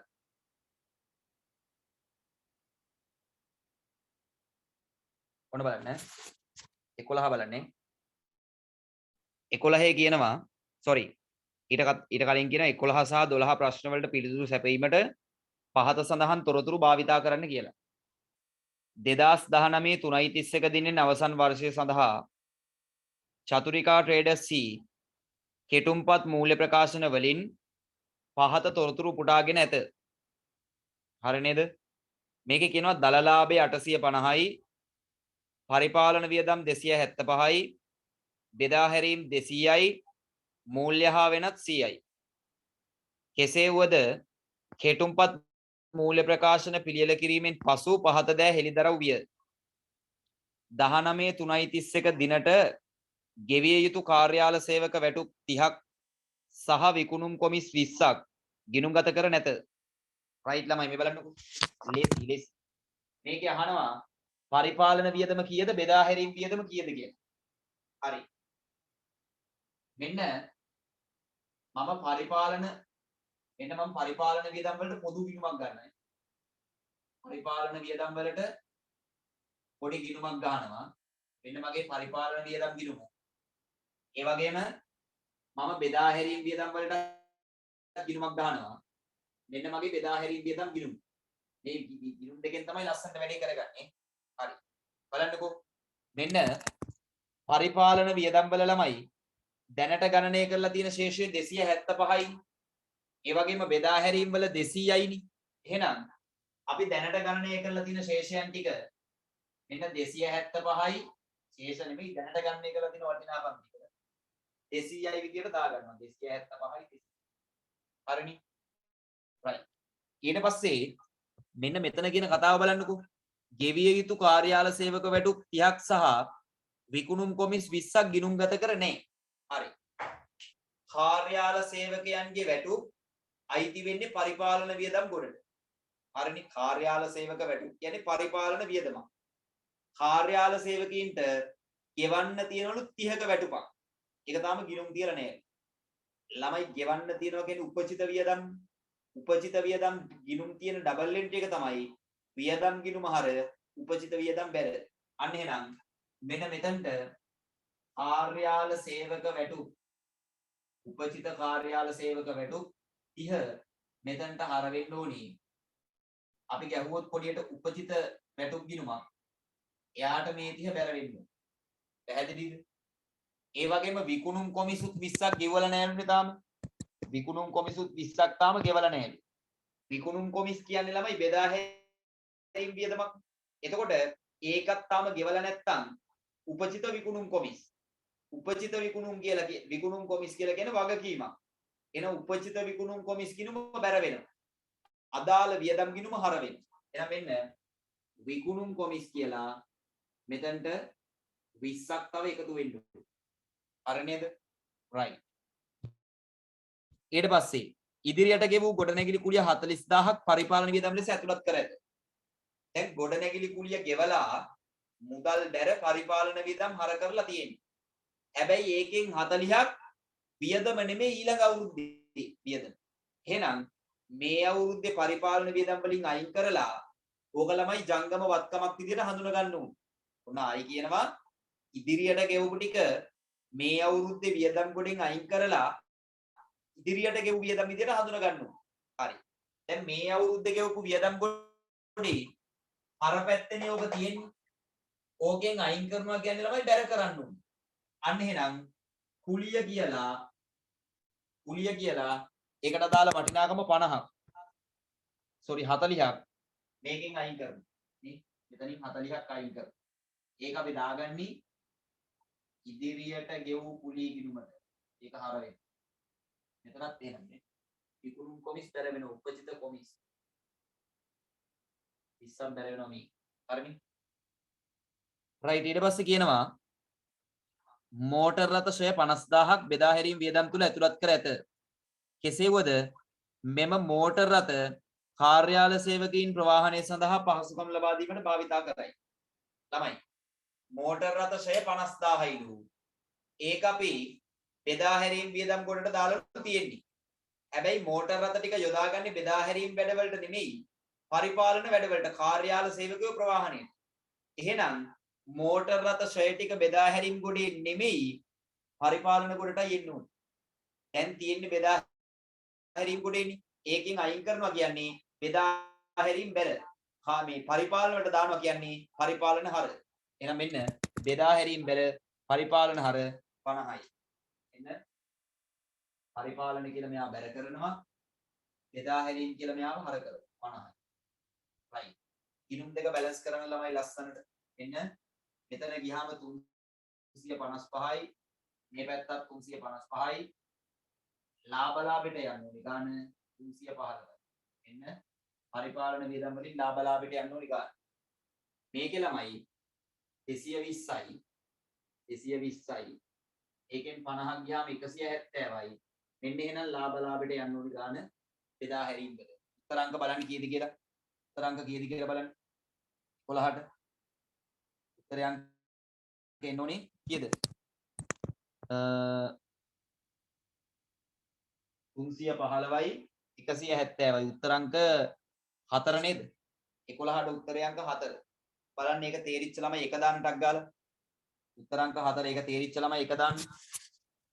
ඉක්මනට. right. ඊළඟට අදාළ ගැළපීම් කිරීමෙන් පසු අවසන් වර්ෂය සඳහා ලාභය කීයද කියලා අහන්න. අදාළ ගැළපීම් ටික කරාට පස්සේ අවසන් වර්ෂයේ ලාභය කීයද කියලා අහනවා ළමයි. ලේසියිනේ මේ බලන්නකෝ. දල ලාභය දුන්නනේ 850ක්. මම මේක පොඩ්ඩක් මකන මේ. දල ලාභය දුන්නනේ 850ක්. වෙනත් ආදායම් නැහෙනි. එහෙනම් වියදම් ටික අඩු කරා නම් සුද්ධ ලාභය එනව නේද? එහෙනම් මෙන්න දල ලාභය කීයද? දල ලාභය 850යි. රියල් 850යි. හරි. ඒකෙන් වෙනත් ආදායම් නැහෙනි ළමයි. වෙනත් ආදායම් තිබ්බනම් අපිට තිබ්බේ එකතු කරන්න. දැන් එහෙනම් මුළු ආදායමත් 850යි. දැන් අපේ බෙදා හැරීම් වියදම් කීයද? බෙදා හැරීම් වියදම් අර තියෙන 170යි. අපේ පරිපාලන වියදම කීයද? අපි දැන් ගෙව්වේ 315යි. අපේ මූල්‍ය වියදම් කීයද? අපිට ගානේ දීලා තියෙන්නේ කීයද? මූල්‍ය වියදම්. මූල්‍ය වියදම් දීලා තියෙනවා රුපියල් 100යි. එහෙනම් ළමයි මේ බලන්නකෝ 170යි 270යි 585යි. එහෙනම් මෙන්න අපේ වියදම් ටික 585යි. ආදායම් ටික 850යි. එහෙනම් අපිට කාලච්ඡේදයට අදාළ සුද්ධ ලාභය ගන්න පුළුවන්. කීයද? 850න් 585ක් ගියාම 270යි 265යි. එහෙනම් මෙන්න රුපියල් 2,65,000යි අපේ ව්‍යාපාරේ ලාභය. උත්තරේ අංක කීයද? උත්තරේ අංක 3.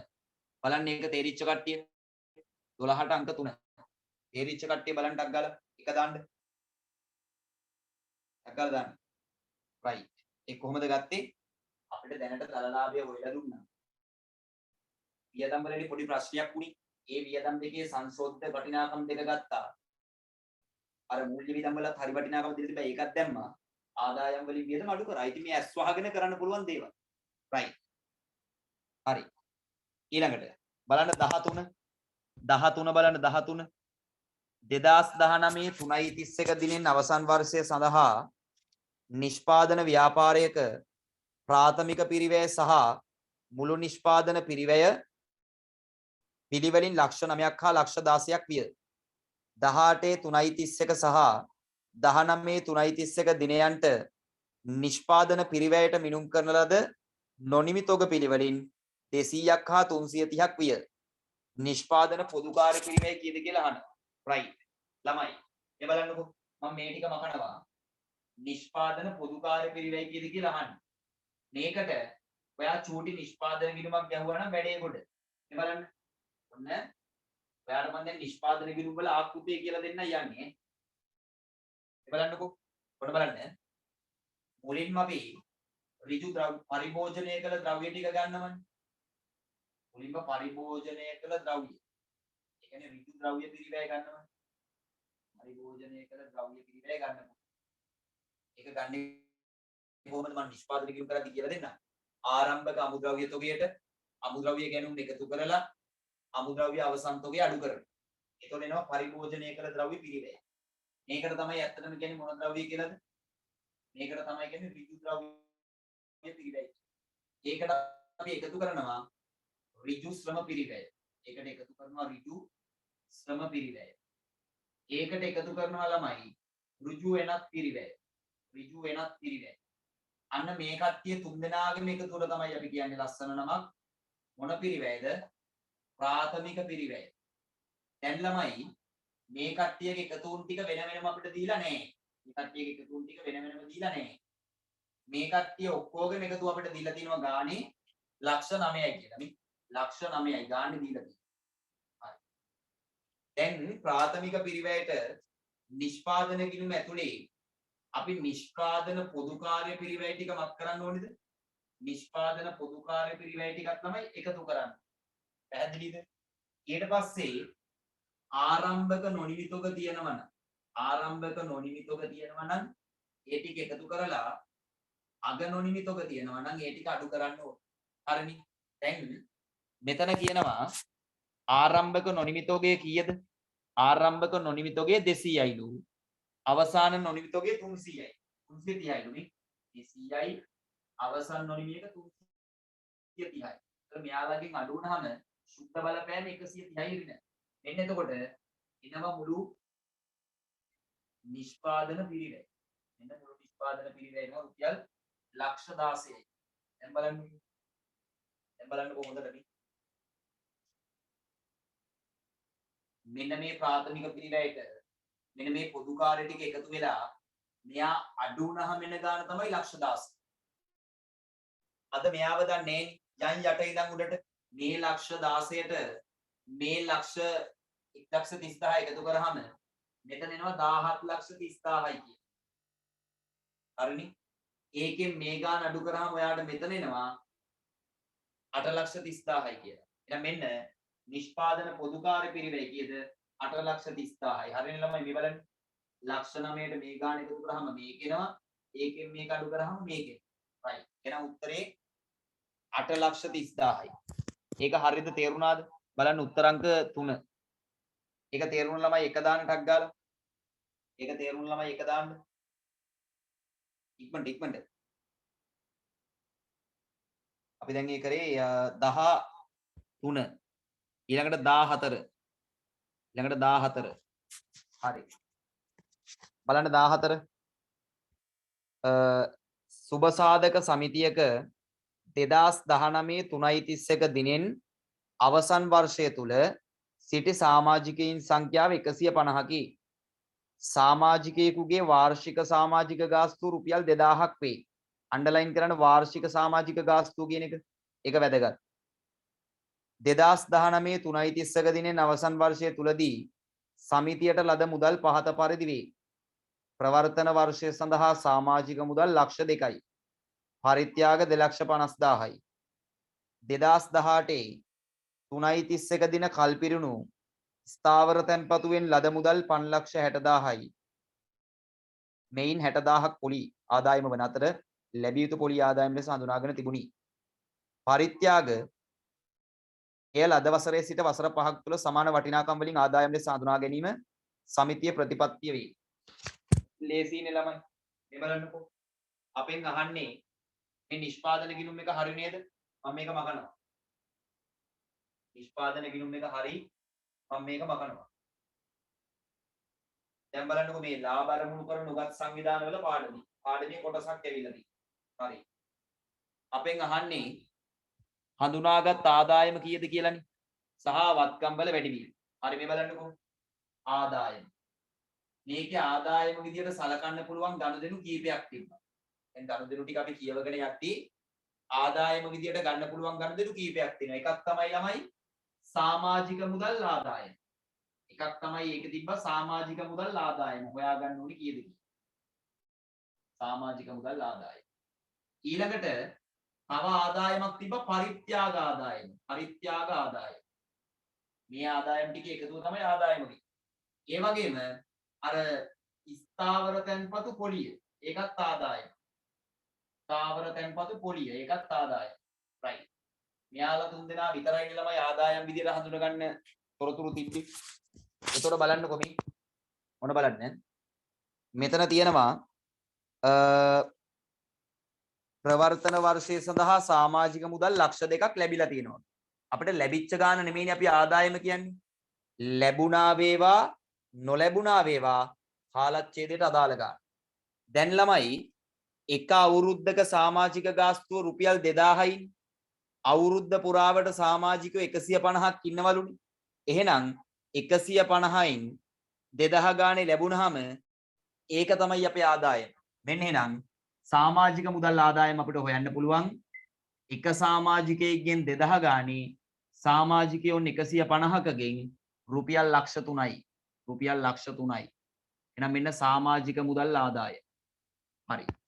ඊට පස්සේ මෙතන කියනවා පරිත්‍යාග 2,50,000ක් ලැබුණාලු. හැබැයි ඒක ලද වර්ෂයේ ඉඳලා වර්ෂ 5ක් සමානව ආදායම් විදියට හඳුන ගන්නවා. එතකොට මේ බලන්නකෝ. ලැබිච්ච මුළු ගාන 2,50,000යි වර්ෂ 5කට ආදායම් හඳුන ගන්නවා නම් එක වර්ෂයකට අදාළ ගාන 50,000යි. ඒ වගේම තමයි ළමයි මෙතන කියනවා ස්ථාවර තැන්පතුවෙන් 560ක් ලැබුණට ඒකෙන් 60ක් පොලි. එහෙනම් මෙන්න පොලි ආදායම රුපියල් 60,000යි. එහෙනම් අපේ සමස්ත ආදායම රුපියල් 4,10,000යි. මෙන්න උත්තරේ. සමස්ත ආදායම රුපියල් 4,10,000යි. එතකොට ඒ 4,10,000 විදියට හඳුන ගන්න උත්තරයක් තමයි එන්න ඕනේ. කොමිනේ පොඩ්ඩක්.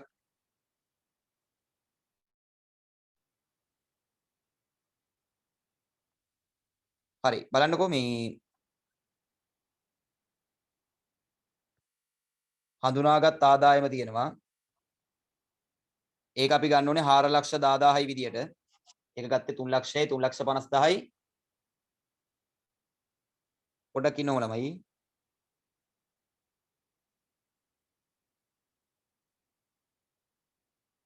පොඩ්ඩයි මේකේ මේ පොලි ආදායම හඳුනගන්නේ නෑ යා. මේකේ කියනවා මේ සුබ සාධන සමිතියේ 2019 3.31 නේ මේ ආදායම. හරිද? එතකොට මේකේ කියනවා මේ පොලි ආදායම 2018 3.31 ලැබිය යුතු පොලි ආදායමක්. ඒක කල්පිරෙන්නේ ළමයි ගිය අවුරුද්දේනේ. මම මේ කියන කතාව තේරුණාද? අපි ගාන හදන්නේ 2019 3.31ට. පොලිය දීලා තියෙන්නේ එහෙම නැත්නම් ස්ථාවර තැන්පතුව කල්පිරෙන්නේ ඊට කලින් අවුරුද්දට මම දැක්කෙත් පස්සේ. එහෙනම් මෙයාව ගන්න බෑ. මෙයා පෙර වර්ෂයේ ආදායම. එයා හැර ඉතුරු දෙන්න. එහෙනම් ආදායම 350යි. සෝරි ආදායම 350යි. හරිනේ? ඒ කියන්නේ එයාව ගිය අවුරුද්ද තමයි ආදායම විදිහට හඳුනගන්නේ. අර තියෙන ඩේට් එක බැලුවනම් ඔයාලට පේනවා. එයාව කල්පිරෙන්නේ ගිය අවුරුද්දට දාලවනේ. ඒතකොට 2018 ආදායමක්. එයා 2019 ආදායමක් නෙමෙයි. හරි. වත්කම් වල වැඩිවීම කීයද කියලා අහනවා වර්ෂය තුල. රයිට් මේ බලන්නකෝ. දැන් හොඳට බලා ගන්න. වත්කම් වල වැඩිවීම මේ බලන්න. දැන් අපේ සමාජික මුදල් ආදායම ලක්ෂ 3යිනේ. ඊට පස්සේ ඔයාලට පේනවා පහලින් කියලා තිනවා ප්‍රවර්තන වර්ෂය සඳහා ලැබිච්ච ප්‍රමාණය ලක්ෂ 2යි. එතන මේ බලන්නකෝ. ලක්ෂ 3න් ලක්ෂ 3ක ආදායමින් ලැබුණේ ලක්ෂ 2යි නම් තාම ලක්ෂයක් ලැබිලා නැහෙනි. එහෙනම් මෙන්න මේ ලක්ෂයට අපි කියනවා ලැබිය යුතු සමාජික මුදල් ආදායම. මේක වත්කම ලක්ෂයයි. ලැබිය යුතු සමාජික මුදල් ආදායම ලක්ෂයයි. අන්න වත්කම වැඩි වුණා ලක්ෂයකින්. හරි නේද? right. ඒ වගේම තමයි අපේ මුදලුත් වැඩි වුණානේ දැන් ලක්ෂයකින්. දැන් මුදල් වැඩි වුණා ලක්ෂ 2කින් නේ. ලක්ෂ 3ක ආදායමින් ලක්ෂයක් ලැබිය යුතුයි. ඒක ලැබිය යුතු ආදායම් කියලා ගත්තා. ඒ වගේම ලක්ෂ 2ක් ලැබුණාම මුදල් ශේෂය මොකද්ද වෙන්නේ? ලක්ෂ 2ක් වැඩි වෙනවා. එහෙනම් ලක්ෂ 2ත් ආදායම්. ඒක මුදල් විදියට ගන්න පුළුවන්. හරි. ඊට පස්සේ පරිත්‍යාග ලැබුණානේ 250ක්. ඒතර ඒක ආදායම විදියට හඳුනගන්නේ අවුරුදු 5කින් තමයි. හැබැයි ලැබුණානේ 250ක්. එහෙනම් මුදල් ශේෂය නැවත වැඩි වෙනවා 250ක්. මුදල් ශේෂය නැවත වැඩි වෙනවා 250ක. ඊට පස්සේ දැන් ඉතුරු ටික ගිය අවුරුද්දේ ලැබිලා තියෙන අර ස්ථාවර තැන්පත් වල දාලා ටික ඒ ටික ගන්න බෑ. එහෙනම් මේ ටික එකතු කරාම උත්තරේ එනවා 550000යි. ඒ කියන්නේ උත්තර අංක 350යි 550යි කියන්නේ උත්තර අංක දෙක. බලන්න ඒක තේරුණාද කියලා? මේක අර ඩේට්ස් ටික හරියට ඔලුවට ගත්තා නම් වැඩේ ලේසි. එදන්නවද? අර ස්ථාවර තැන්පතු එක මෙතනට ආදායමක් විදියට ගන්න බැරි. ඒක ගිය අවුරුද්දට දාලා ආදායමක්. කල්පිරින්නේ ගිය අවුරුද්දේ 18 ඒ නිසා. ඒ වගේම ඒකට දාලා සල්ලි ඒ අවුරුද්දේ හම්බෙන්නේ.